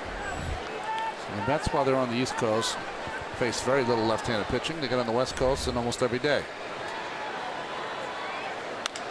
Line the other way, and Granderson's right there to pick it off to retire the side. Might be in the line for Steven Matz. He finishes, if he does, with a 1-2-3 inning. 4-2 Mets after 6.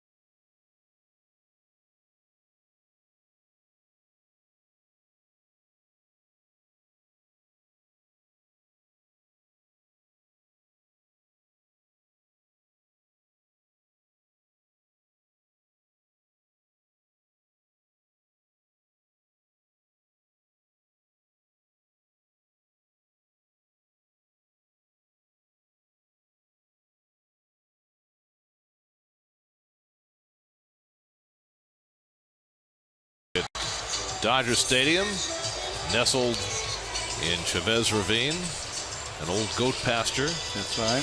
That Walter O'Malley bought for a song. Last year the Dodgers won the National League West, had a great home record, led the National League in home runs. They are second to last in the National League in home runs so far this year. And they were led by those two. What did Terry call them? Those two animals at the top of the rotation. Yeah. As Drupal Cabrera leads off the 7th against Adam Liberator, and he lines one to right center field. That's down for a base hit. Thompson gets over, slides, cuts it off. Cabrera's going to try for 2, and Thompson can't pick up the ball. And as Drubal's in easily with a double. Nice effort by Thompson to cut it off with the slide, but he could never get the handle on the baseball.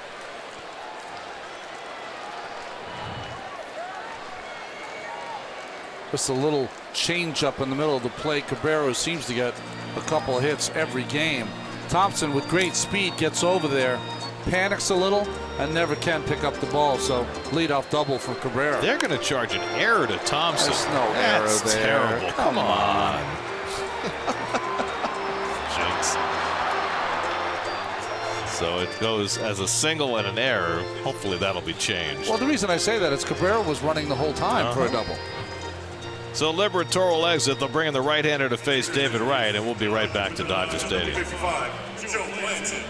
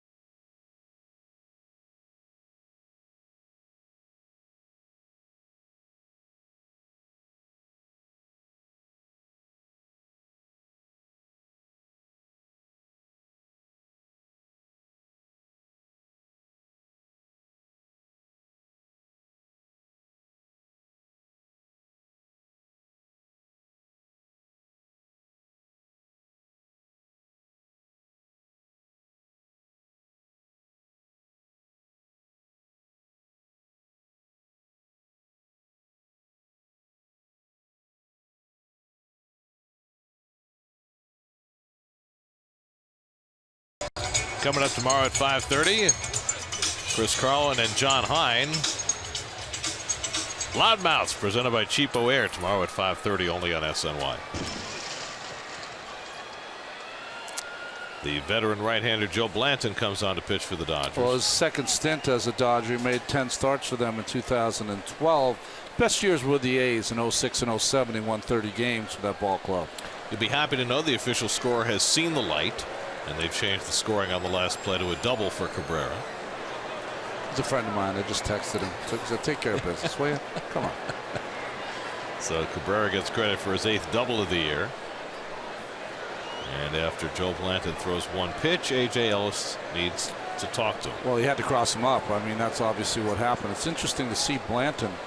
You know, when we saw him last relieving, he had increased his miles per hour out of the bullpen a couple, you know, like throwing more like 92, 93 occasionally.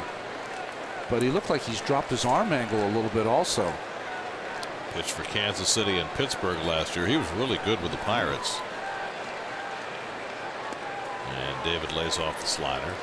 2-0. By the way, did I not invoke the name of Todd Frazier moments ago? You did. Trace Thompson. Just did a grand slam in the 12th inning to win a game for the White Sox. There you go. His second home run of the day. The White Sox beat the Rangers 8-4-12. That's on the corner. 2-1 to David. And who said nothing good happens after 12? There. Well, in Texas. There's got to be no better place to hit. Oh, yeah, that ball flies. I mean, Coors Field's great.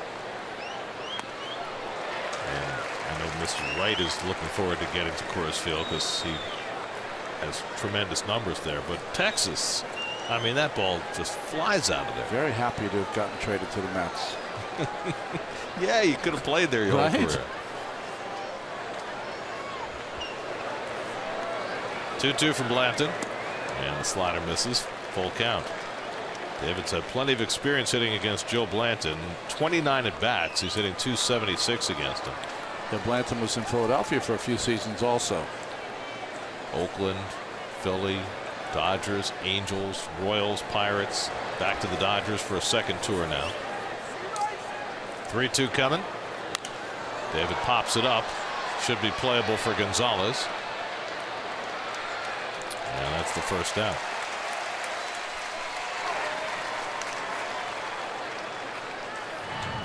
Blanton, the Kentucky Wildcat, out of the stretch. When he lets go of the ball, he kind of jumps towards the plate. Get a little extra momentum on that ball. Everybody in Kentucky knows how to go for a rebound. That's right. You got to have hops if you're in Kentucky, right?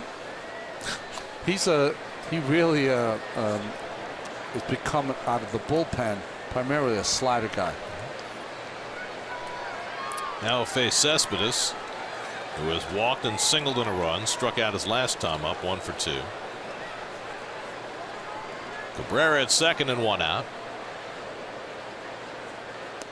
And Cespedes takes the slider down for ball 1.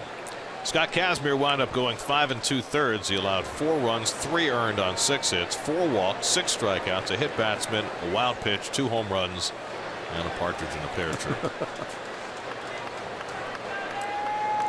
Slider pitcher, unbelievably great breaking ball hitter.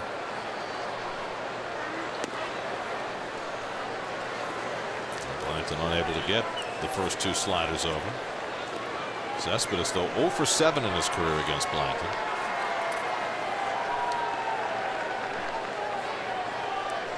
Lucas Duda on deck. No lefty up in the bullpen for the Dodgers. So Lucas may finally get to face a right-hander tonight. And Cespedes takes a strike. 2-1.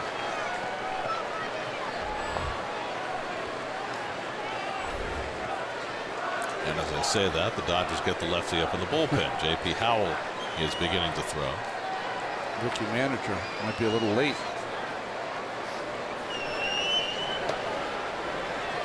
2-1 coming. And Cespedes moves his feet. 3-1.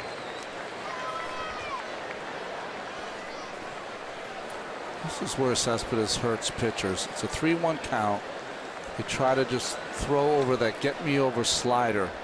They leave on the inner half, and he hasn't missed it recently. 10 home runs in his last 18 games. Takes this big cut up the fastball and fouls it off. Cespedes with an RBI tonight, 31 for the year, leads the National League. Cespedes, one of those players that you could audibly hear the crowd gasp after his swing.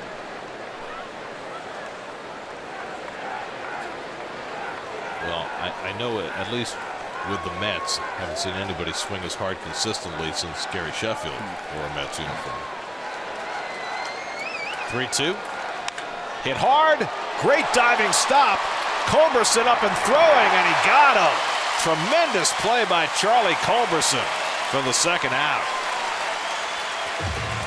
That's 2 really fine plays by Culberson. That one hit right on the nose, a breaking pitch that he corrals and then makes a great strong throw to first base. And remember, to end the 6th, he got a bad hop grounder off the bat of Granderson and made that play also. So Culberson filling in for Corey Seager tonight. Makes a terrific play. Now they're going to walk Duda intentionally and pitch to the right-hand batter Lagares. It's the right play. So Lagares will get an opportunity with runners at first and third. This will be the second time Duda will be walked tonight. Otherwise 0 for 2. And since Howell's up, if he hadn't been up, you might have thought about Conforto for Lagares. But probably Lagares is going to bat now. Conforto's got a bat ready to go in the Mets dugout. Yeah, but with a lead in the 7th inning, wouldn't you want to keep your better defense in there? Yeah, maybe with 2 outs. 2 outs. If it was less than 2, I'd say no.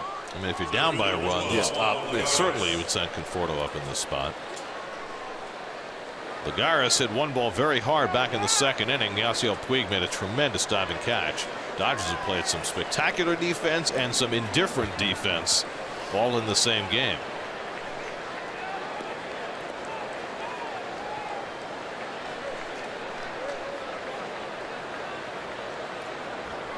So Lagares bats first and third and 2 out. 0 for 3 tonight. And takes a slider for a strike.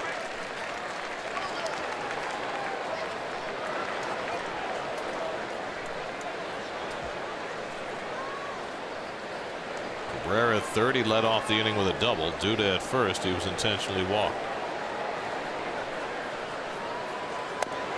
And there's a strike. Fastball. And Blanton gets ahead 0-2.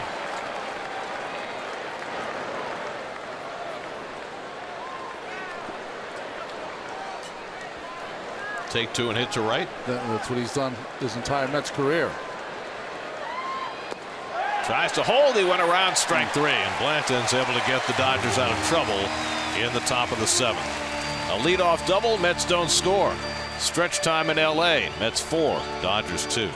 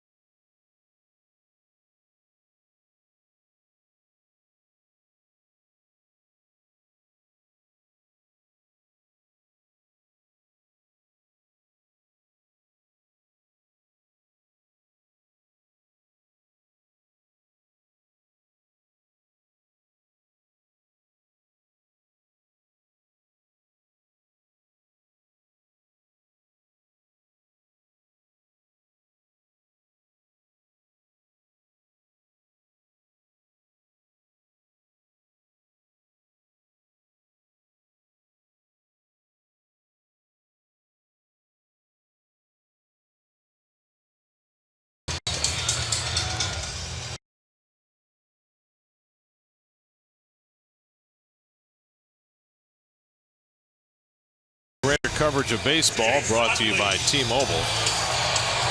Well, the Nationals won on a walk-off home run right after Bryce Harper was ejected from the game. They beat the Tigers 5-4. Steven Strasburg got a brand new contract, $175 million for 7 years, and he struck out 11 tonight. Meanwhile, here in Los Angeles, noted Met villain Chase Utley is coming to the plate to pinch hit for Charlie Culberson. There's a lot of left-handed bats on that bench. Corey Seager, Jock Peterson. Win first, baby. There's no intent here to hit Utley. You've got to try to get outs and win the ball game. Well, Hansel Robles is coming on to pitch, and if there's anybody who is equipped to get retribution with a pitch in the ribs, it would be Mr. Robles. You've got a 4-game series. You'll have your chance if that's what you choose to do. And a fastball misses for ball 1. Utley's off to a terrific start this year. He's been batting leadoff most days against right-handers. He's hitting .298 with a .405 on base percentage. Ball and a strike. Corey Seager is out on deck to pinch hit, so with Matz out of the game, the left-handed bench for Dave Roberts being unleashed here in the 7th. Matz went 6, allowed 2 runs, 6 hits, a walk, and 5 strikeouts. And Utley takes a rip at a fastball, 96 from Robles, 1-2. Not pictured in those stats against the Mets. 28 times Chase Utley has been hit by a pitch by the Mets. That equals the most ever against the Mets. Ron Hunt, known for being hit by pitches, also at 28. Duda on the backhand, Robles covering, and they get Utley for the first down. I mean, Utley wore one last year from Matt Harvey after a couple of Mets had been hit when he was playing for the Phillies. That's right. Watch Lucas. See how he runs to first to close the distance to make it easier between the toss to he and Robles. Good footwork there by Lucas.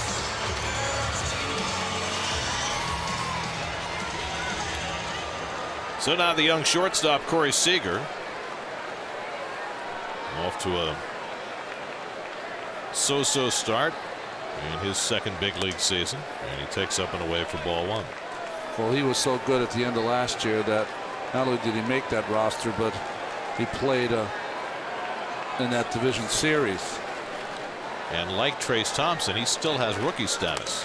He's going to be a star in this league, huge star. Well, there's so many good young shortstops around, and Seager certainly is amongst the elite. I don't know if that'll be his position, but right now it is. He's just such a big athlete. He's only going to get bigger and stronger. They're only 22 years old. 6'4", 215.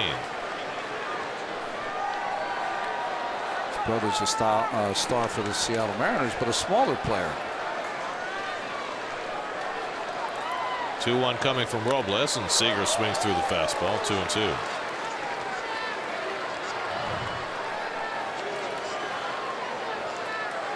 Well, he got out of the way of Utley, did Robles, and Robles stared at him like if he had tried to step on him or spike him, but those things, I mean, they just don't happen, and Utley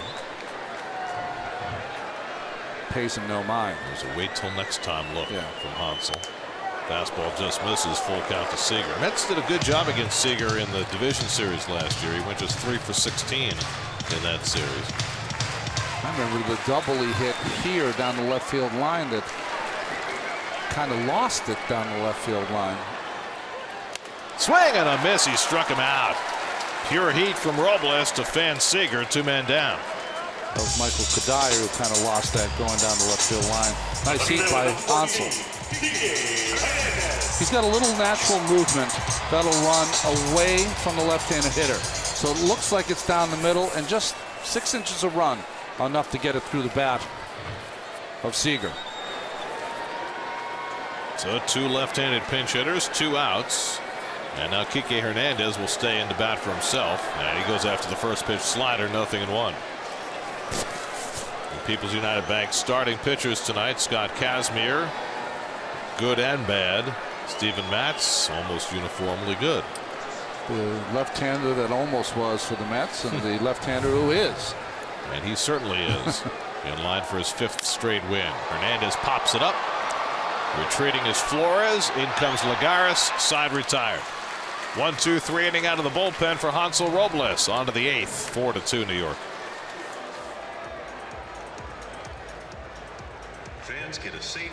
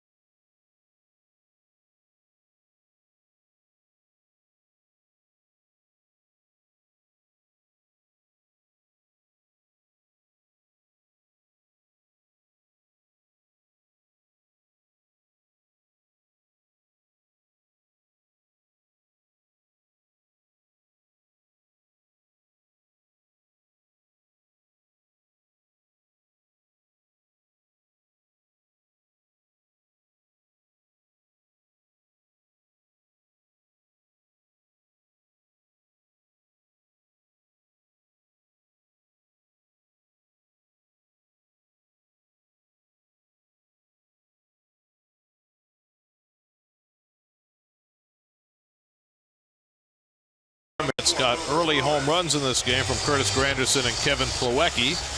They've tacked on runs driven in by Yoenis Cespedes and Steven Matz, and they lead 4-2 as we go to the 8th.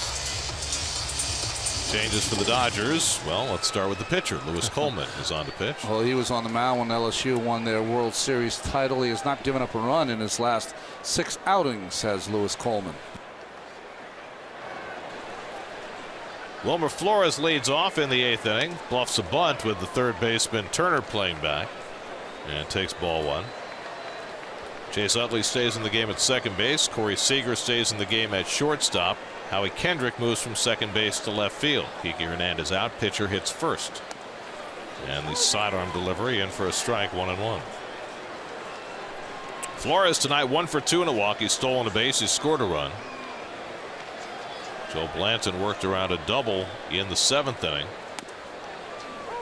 And Coleman gets ahead on Flores, 1-2. Kevin Plawecki, who is homered tonight, is on deck. And then the pitcher's spot. Strong inning from Hansel Robles. Took him just 12 pitches to negotiate that inning. Makes you wonder whether he could go out for a second, having had 3 days off. He might be able to. That was tough pitching. Utley, who's playing the best baseball he's played in a long time. Seager, and then the leadoff hitter Hernandez. Lewis Coleman spent parts of 5 years with Kansas City. They released him right before spring training this year, and the Dodgers picked him up. And he strikes out Robles to start the inning. Strikes out Flores, excuse me, to start the inning. I mean, talk about crossfire. That's a guy who steps across his body and crossfires it back to that outside corner.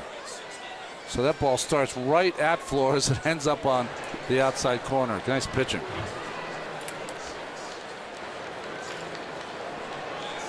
So 1 out. Here's Plawecki, who hit his first home run of the year back in the 2nd inning.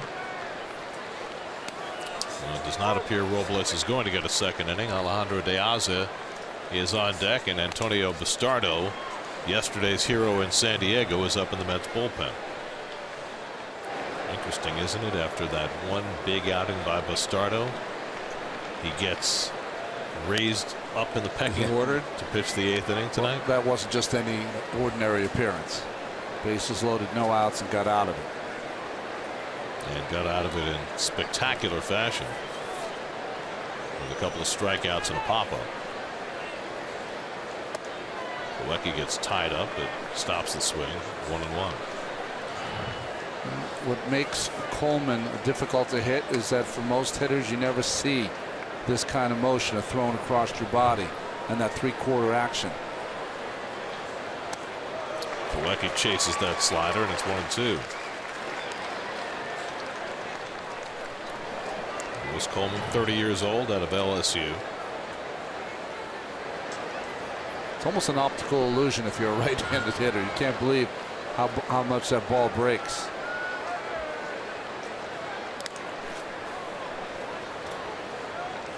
Neither did A.J. Ellis that time. That's right.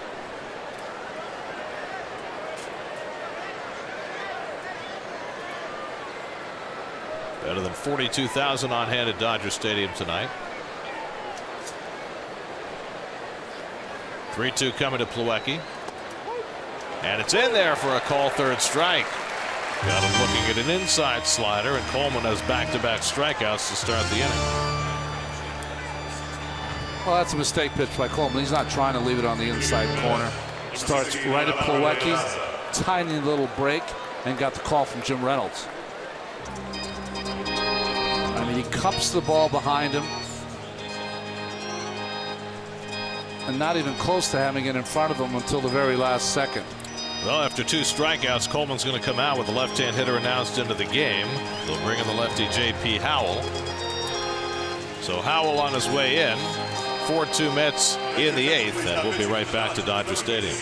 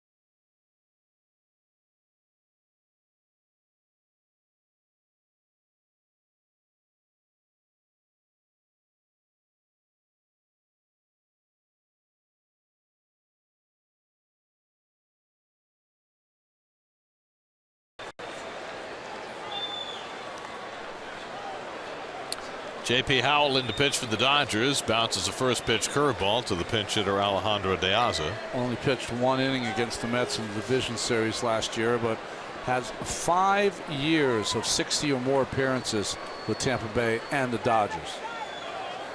Howell's been getting lit up early this season. See that unsightly ERA. And both the lefties and the righties have been hitting him. 1-1 to De Aza, and the curveball misses, and he stopped the swing in time. 2-1. J.P. Howell, now 33 years old. First came up with Kansas City in 2005 before his long run in Tampa Bay. A huge part of the bullpen for that Rays team that went to the World Series against the Phillies in 2008. And De Aza needs a little help from the on-deck circle. He wants a little stickum to put on his bat. The more runs the Mets score, the more you save. For every run the Mets score against the Dodgers and Rockies, you'll save 1% on select tickets to the upcoming homestand May 17th through the 22nd. For more information, visit Mets.com/runs. They know about the altitude, right? I was going to say it. Very brave on their part. I mean, the last time it was strikeouts, and they nearly struck out 100. Well, I'm really looking forward to it because I haven't done a game in Colorado in quite some time. So you're going to have to indoctrinate me into the 4-hour, 20-run game between both teams. I mean, you never know what's going to happen. As De Aza shoots one up the middle, a base hit. So nice at bat for De Aza against the lefty. He got the stickum, and it stuck. And the Mets have their 8th hit of the night. Trying to come inside. Howell just left it right down the middle. Nice hitting by De Aza. I was going to say the combination of the Mets power bats, the altitude, and the Rockies pitching staff, even though they've raised the fences, that could produce some major numbers. I'd recommend some tea for you when we get to Colorado because you might be having to. Curtis Granderson hit a home run on the first pitch of the game tonight. His 37th career leadoff home run, his second this year. He's 2 for 4 tonight. Antonio Bastardo getting ready to pitch the bottom of the 8th.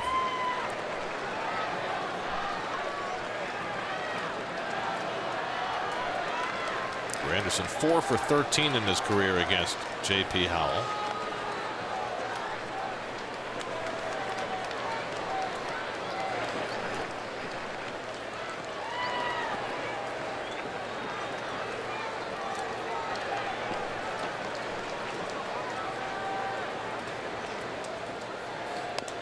Curtis takes a fastball for a strike. Howell's never been a very hard thrower, but he's always had great deception. Great deception. He's got 3 pitches, a sinking fastball, a good curveball, and almost like a screwball changeup.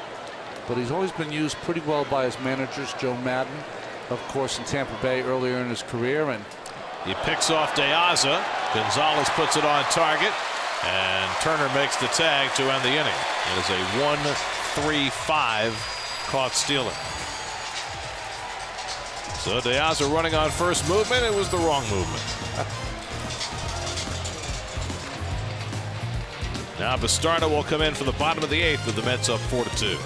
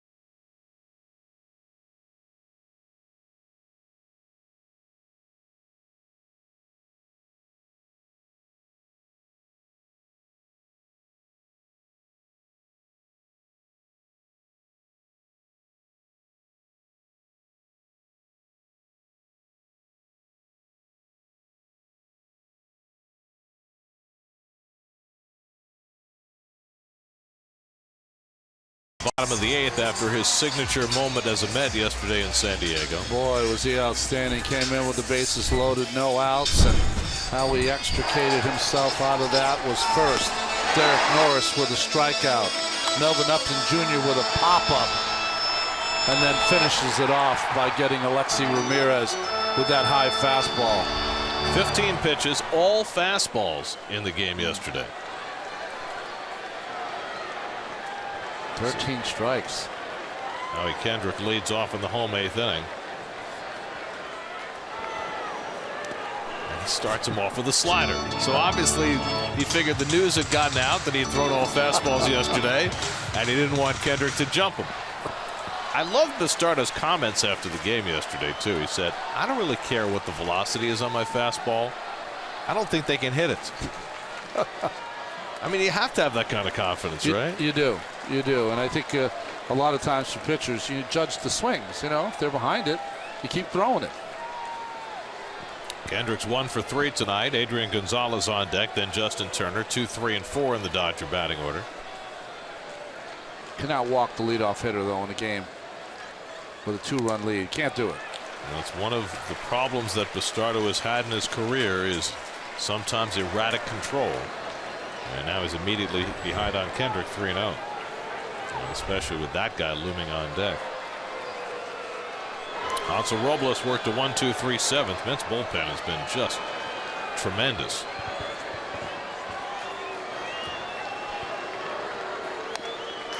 Coming into the night, Mets bullpen had a 2.63 ERA, the best in the National League. And I don't think anybody had that dialed up before the season began. And it's really been a group effort. You know, everyone has done their part.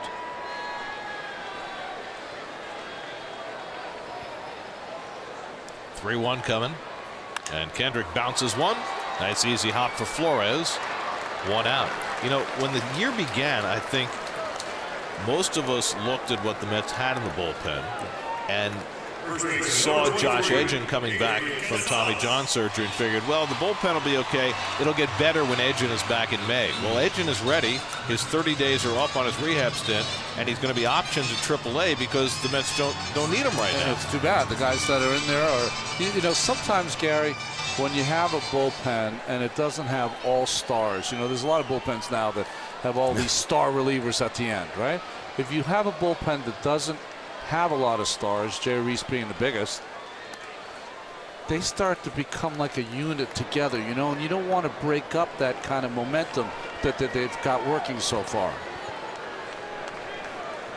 Well, Bastardo's been a big piece of that, signed as a free agent, and in spring training it didn't look like the Mets had gotten such a great piece, but once the season began, Bastardo started pitching the way he's capable, the way he pitched in Pittsburgh last year. Some pitchers, when the bell rings, they're not so good, and some when the bell rings, they get better. And Bastardo's the latter. Adrian Gonzalez 0 for 2 and a walk tonight. And the slider hit in the air, shallow left center. Coming on is Lagares, and he can't make the catch. It's off his glove. Gonzalez will hold at first base. Well, once Lagares got there, you figured it was a 100% chance he would catch it, and he just did not. Well, this is an error. Got there in plenty of time, and I honestly have never seen Juan drop a ball like that. Just off the end of his glove. Fortunately, Cespedes backed it up, and so Gonzalez had no choice but to hold it first. But that's an error on Lagares, bringing the tying run to the plate with Justin Turner. Turner's 1 for 3 tonight, a pop fly single back in the 4th.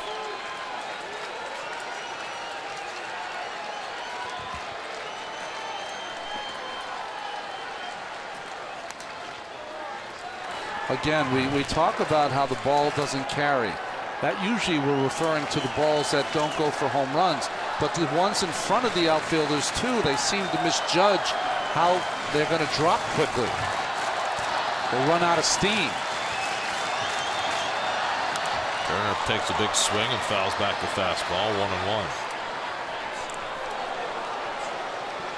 Turner's never made contact against Bastardo. Justin hit his first home run of the year over the weekend in Toronto. Jim Henderson up in the Mets bullpen. You got Yasiel Puig, another right-hand hitter on deck.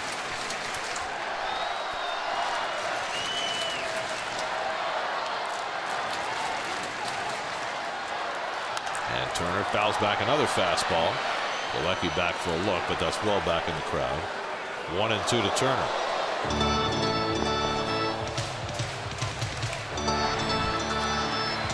Puig to follow. Mets 4 runs, 8 hits. Dodgers 2 runs, 6 hits. Each team has made an error. The Dodger error by Kendrick led to a Mets run. Bastardo trying to prevent the Dodgers from cashing in on Lagares' error. You don't mind this matchup because last year Turner batted over 300 against right-handed pitching.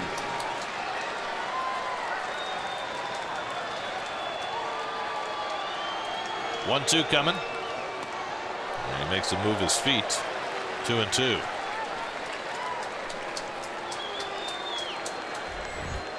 Emily Jansen, the Dodger closer, is up, hoping the Dodgers can at least tie the game. Now, he went 4 outs yesterday for a save in Toronto.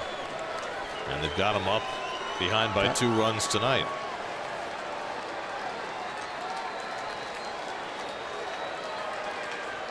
Now the 2-2. And again, it's low and in. Full count to Turner. Running a bullpen is the most difficult thing for any manager, especially a new manager. In my opinion, you don't get your closer up until you've tied the game. Don't waste any bullets. Well, Gonzalez deadly slow at first. Not unlikely he'd be running here. 3-2 and 1 out. And Turner fouls away the fastball.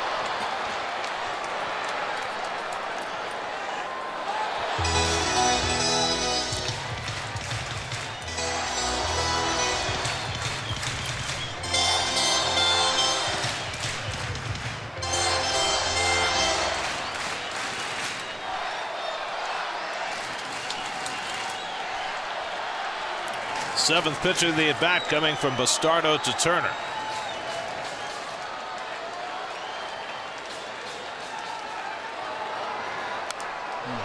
And another foul ball. A little better swing there by Turner. He's getting closer.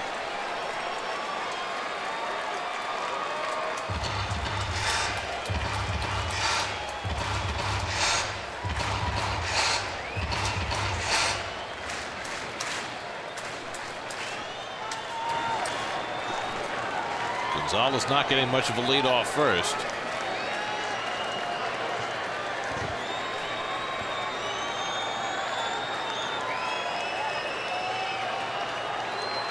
Again, the 3-2. High fly ball, but foul. Well back in the seats, but foul all the way.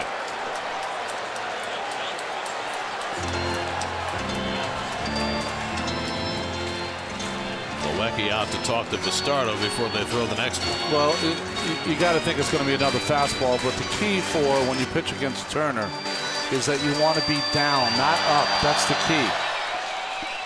Good high fastball hitter. Take your chances with something down, maybe get yourself a ground ball.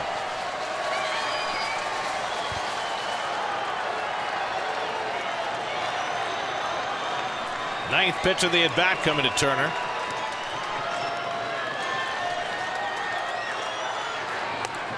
And he walked him. And the tying runs are on base. So Turner wins the battle.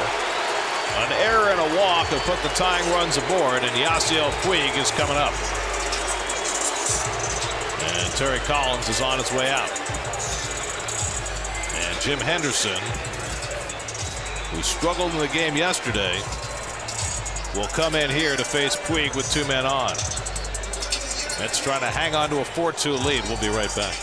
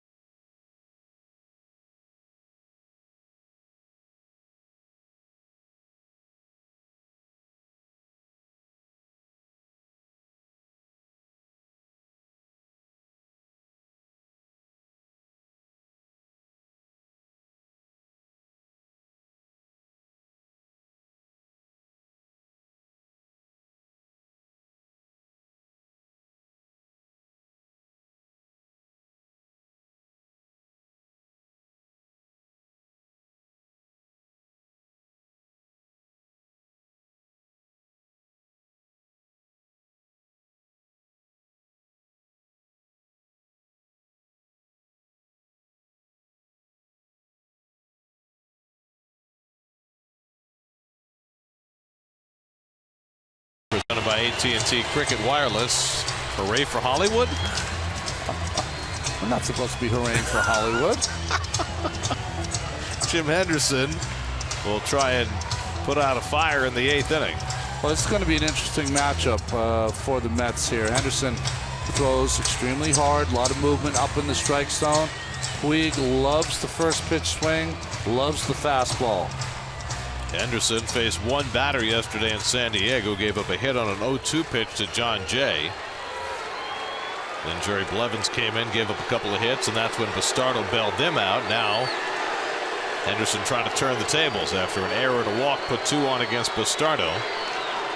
In to face Yasiel Puig, who's 0 for 3, struck out his last time up. Gonzalez at second, Turner the tying run at first with 1 out. And Henderson bouncing that first pitch slider, and Plawecki able to stop it. Well, the scouting report, first pitch slider from Henderson, but that's his second best pitch, so he's not even close. Good job by Plawecki. Last thing you need right now is to send one to the backstop and move that tying run to second base.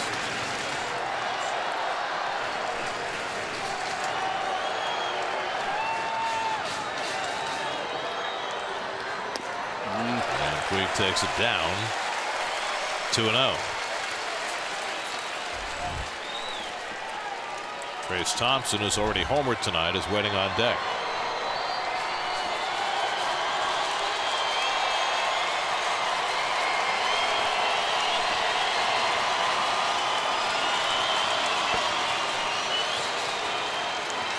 Henderson behind 2-0.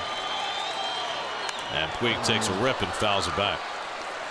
He beat him with that 2-0 fastball, right in on the hands of Puig. And we've seen that early in the season with Henderson. Even when his fastballs are not particularly well located, seem to get up on the hitter fast. Well, he's not like Lewis Coleman, but he does crossfire also, so an unusual look for the hitters.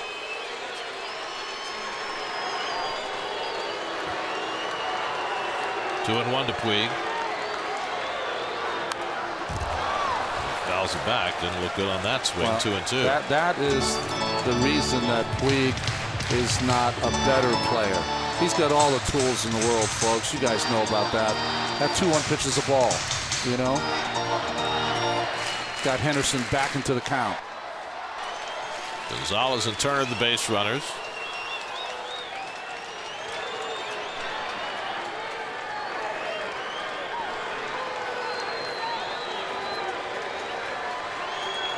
Two coming. And Puig goes down swinging. 2 men down. Big comeback for Henderson after getting behind 2-0. Again, just went with his strength. The 2-1 pitch fouled back by Puig. This one fouled also, but enough movement up in the strike zone to get it past Puig. Well, Gary, I don't know about you, but Puig's swing looks very mechanical to me than what it was when he first came up. Without question. So now 2 out and 2 on, and here is Trace Thompson, whose opposite field 2-run homer has accounted for all the Dodger offense tonight. Thompson's 1 for 3. And Henderson fires a fastball for a strike. Trace is trying to hit the most important tray of the family tonight. Clay's the tray guy.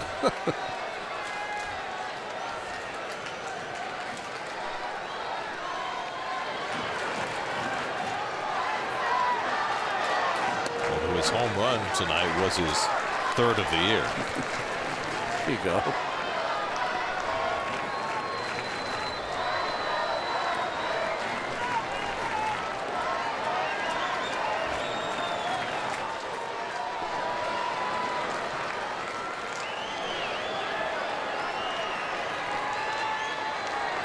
One and 1 to Trace Thompson. And the slider misses. 2-1. A.J. Ellis would be next. Kind of what bullpens do all season long, right, Gary? Kind of bail each other out. Yesterday, Bastardo bailed Henderson out. Henderson trying to return the favor. And Jeurys Familia is up. If Henderson can't get Thompson, we might see Familia here in the 8th. 2-1 on the way. Popped it up. Might stay in play for Duda. Lucas is there. Side retired. Jim Henderson comes in and gets 2 king-sized outs in the bottom of the 8th. And today it's Henderson bailing out the start. 4-2 going to the 9th.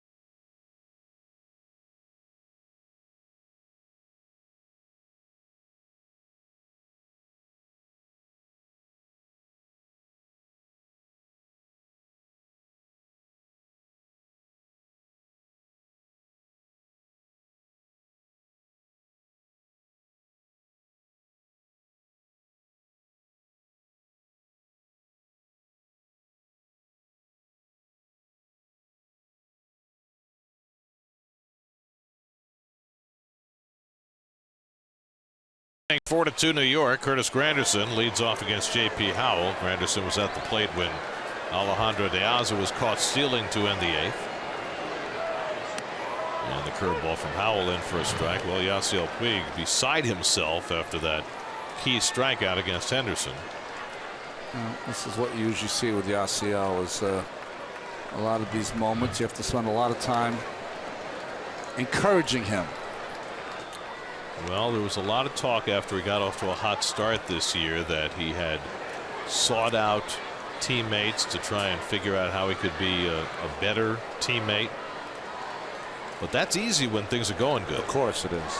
It's when things go poorly that it's hard to maintain the right demeanor. 1-2 to Granderson. As Dribble Cabrera on deck, and then David Wright against Howell, who gave up a base hit to the only batter he faced in the 8th inning.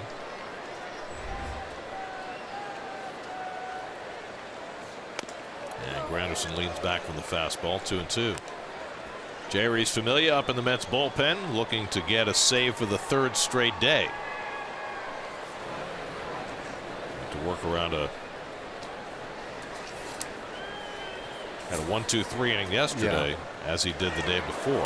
1-run game yesterday, a 3-run lead the day before.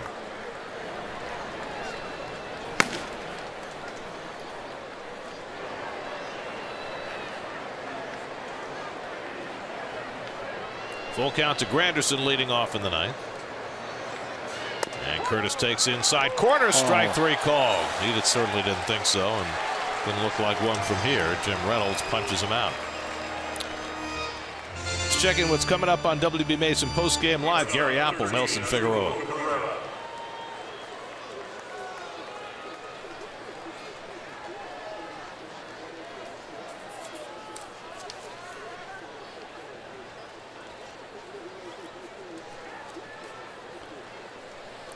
All right, guys, now it's Dribble Cabrera,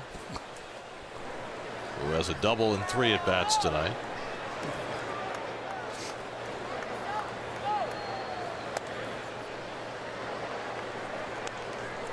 I mean, I wasn't kidding when I said it before. Every day you look up, he's on base a couple times. He's making a couple of outstanding plays. He's been everything the Mets could have asked and more over the first 6 weeks of the season. And 13, of course, is a number that most shortstops will wear. Well, it's hallowed in Venezuelan lore, starting with Davey Concepcion.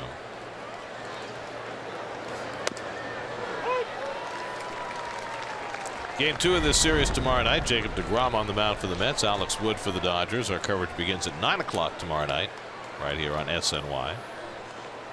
It's lost the first 2 games of this road trip, trying to make it 3 straight wins. 2-2 to Cabrera. Jacob had 2 wins on this mound, didn't he? Game 1 and 5. 2 very different kind of games, right? Game 1, he just dominated. It was game 1. Game 5, he was almost out of the game in the first inning. In fact, Terry Collins was asked tonight, how close were you to bringing in Syndergaard in the first inning when deGrom was struggling? And Terry said, I don't remember. Very nicely done. He said, I brought in Syndergaard in the 7th when he was supposed to be in the game. Yes. But did you consider bringing him earlier? I don't remember. For a man who remembers everything. Said lots happened since then. I like that answer. The fact is, deGrom got himself through the difficult beginning of the game and somehow made his way through 6 innings and got the win. Cabrera jumps away, and it's 3-2. Syndergaard was scintillating in that 7th in relief, and then Jerry's Familia pitched the 8th and 9th and survived the pitch he threw to Chase Utley. Yes. Utley batted in the 9th inning in that 1-run game. It's rolled out to the second baseman, and Utley makes the play, 2 out, and Familia hung a splitter, and Utley, I mean, we were watching on TV back in New York, and it looked like he got a lot of it. I was here. I thought he got it. And that was just my only thought, you know, when we do this job up here, my only thought was, how am I going to explain how Utley, the part he's played in this series, if he hits the ball over the fence. Pitching change for the Dodgers. Chris Hatcher is coming in to try and get the final out in the top of the 9th. We'll be right back to LA.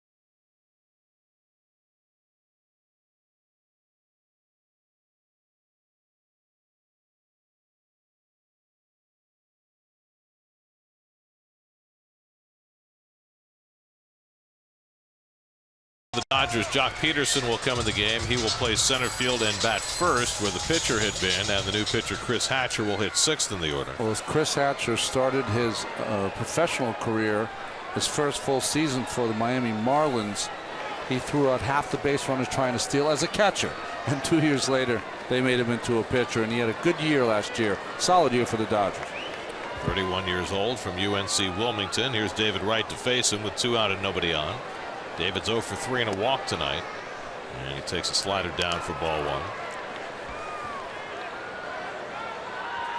Hatcher, like so many of these Dodger relievers, has struggled early in the year. He's given up 3 home runs in 13 innings, 14 hits, 10 walks, and it's a dreadful start to his season. Well, you show me a bullpen that struggles early. It's usually equated to a starting pitching staff that has struggled also. Wright is 1 for 3 in his career against the former Marlin. And he chases the cutter away, 1 and 2. You know, you're a bullpen that's asked to get more outs and pitch a little longer than you used to. Good hard slider here, even though it was upstairs.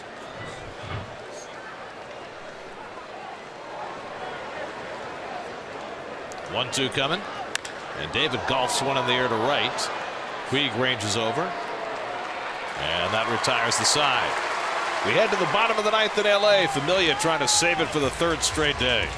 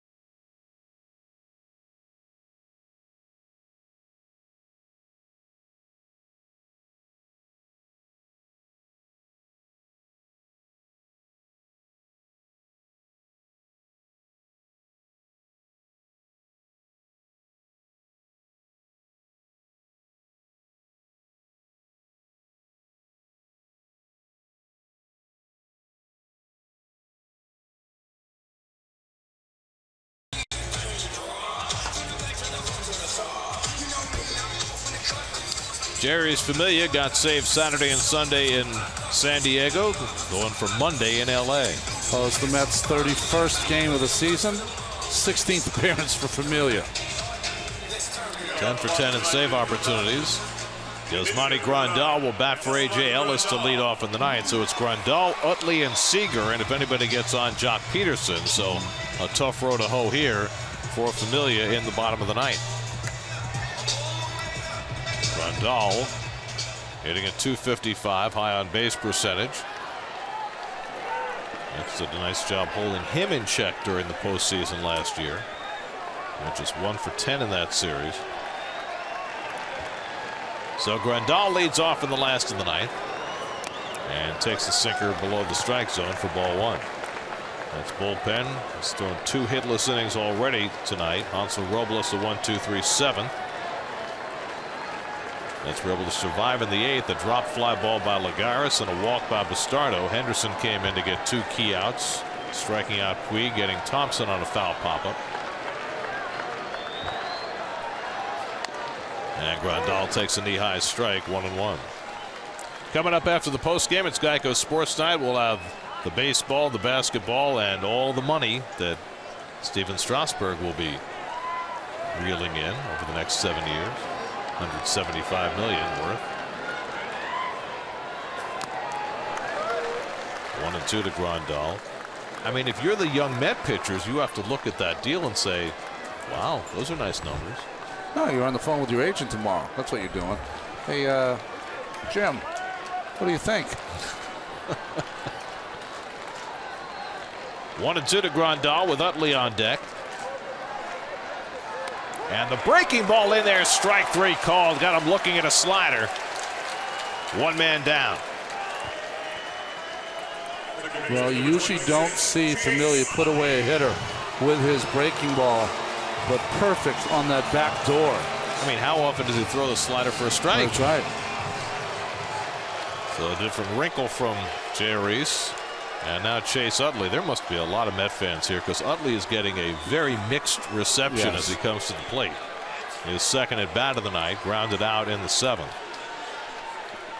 Utley at the plate, Seager on deck. And a knee-high fastball for a strike. Very quickly, my last thing on Strasburg. So you decide not to use him when you need him early in your career, so you have to pay him extra years later. Funny. Don't get me started. Okay.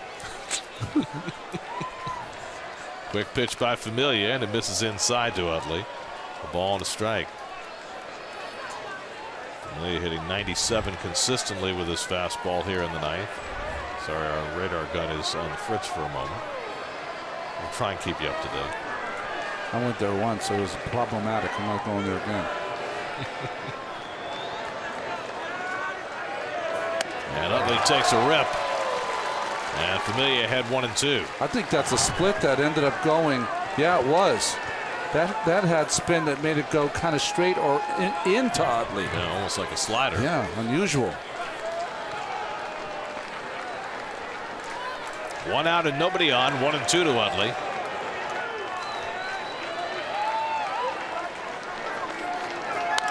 Bouncing ball. Foul, just foul. Utley did not run. And that was close to being a fair ball.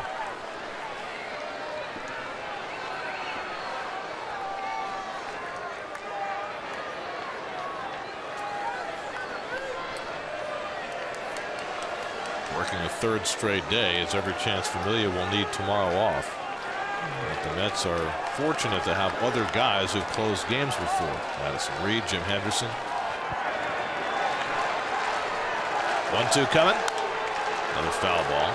Well, you hear talk all the time. The managers, they get the question, you know, are you going to use your closer in a non-save situation to get him some work?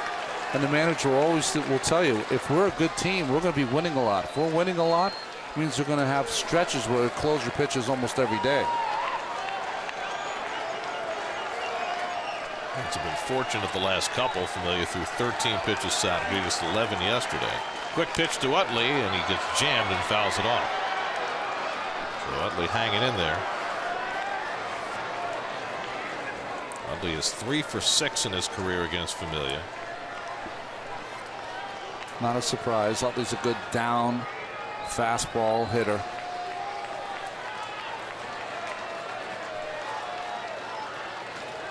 One-two. Ground ball. Cabrera in just the right spot. 2 out.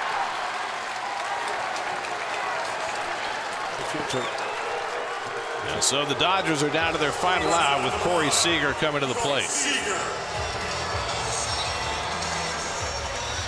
Seager came up as a pinch hitter in the 7th, and Robles struck him out. Now he's the final hope for the Dodgers in the 9th against Familia.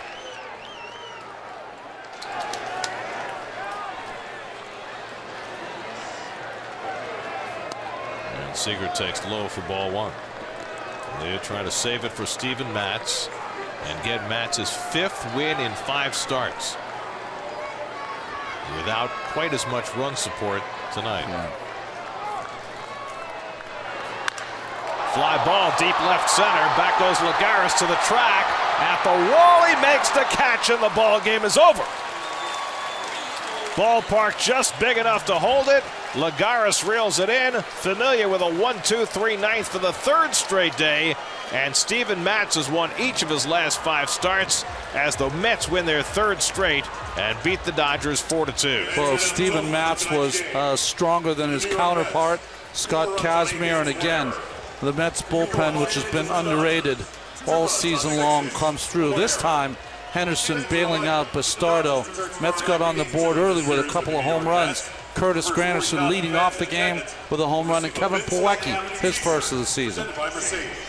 3 hitless innings for the Mets bullpen behind Matz.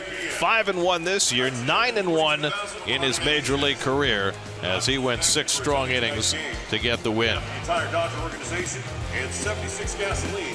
For every Mets win, the Mets organization is proud to contribute $2,500 to Northwell Health and the Katz Institute for Women's Health. For more information, visit northwellhealth.com/KIWH. This win brings the total contribution so far this year to $50,000. New York Mets baseball on SNY is brought to you by Geico. Over 70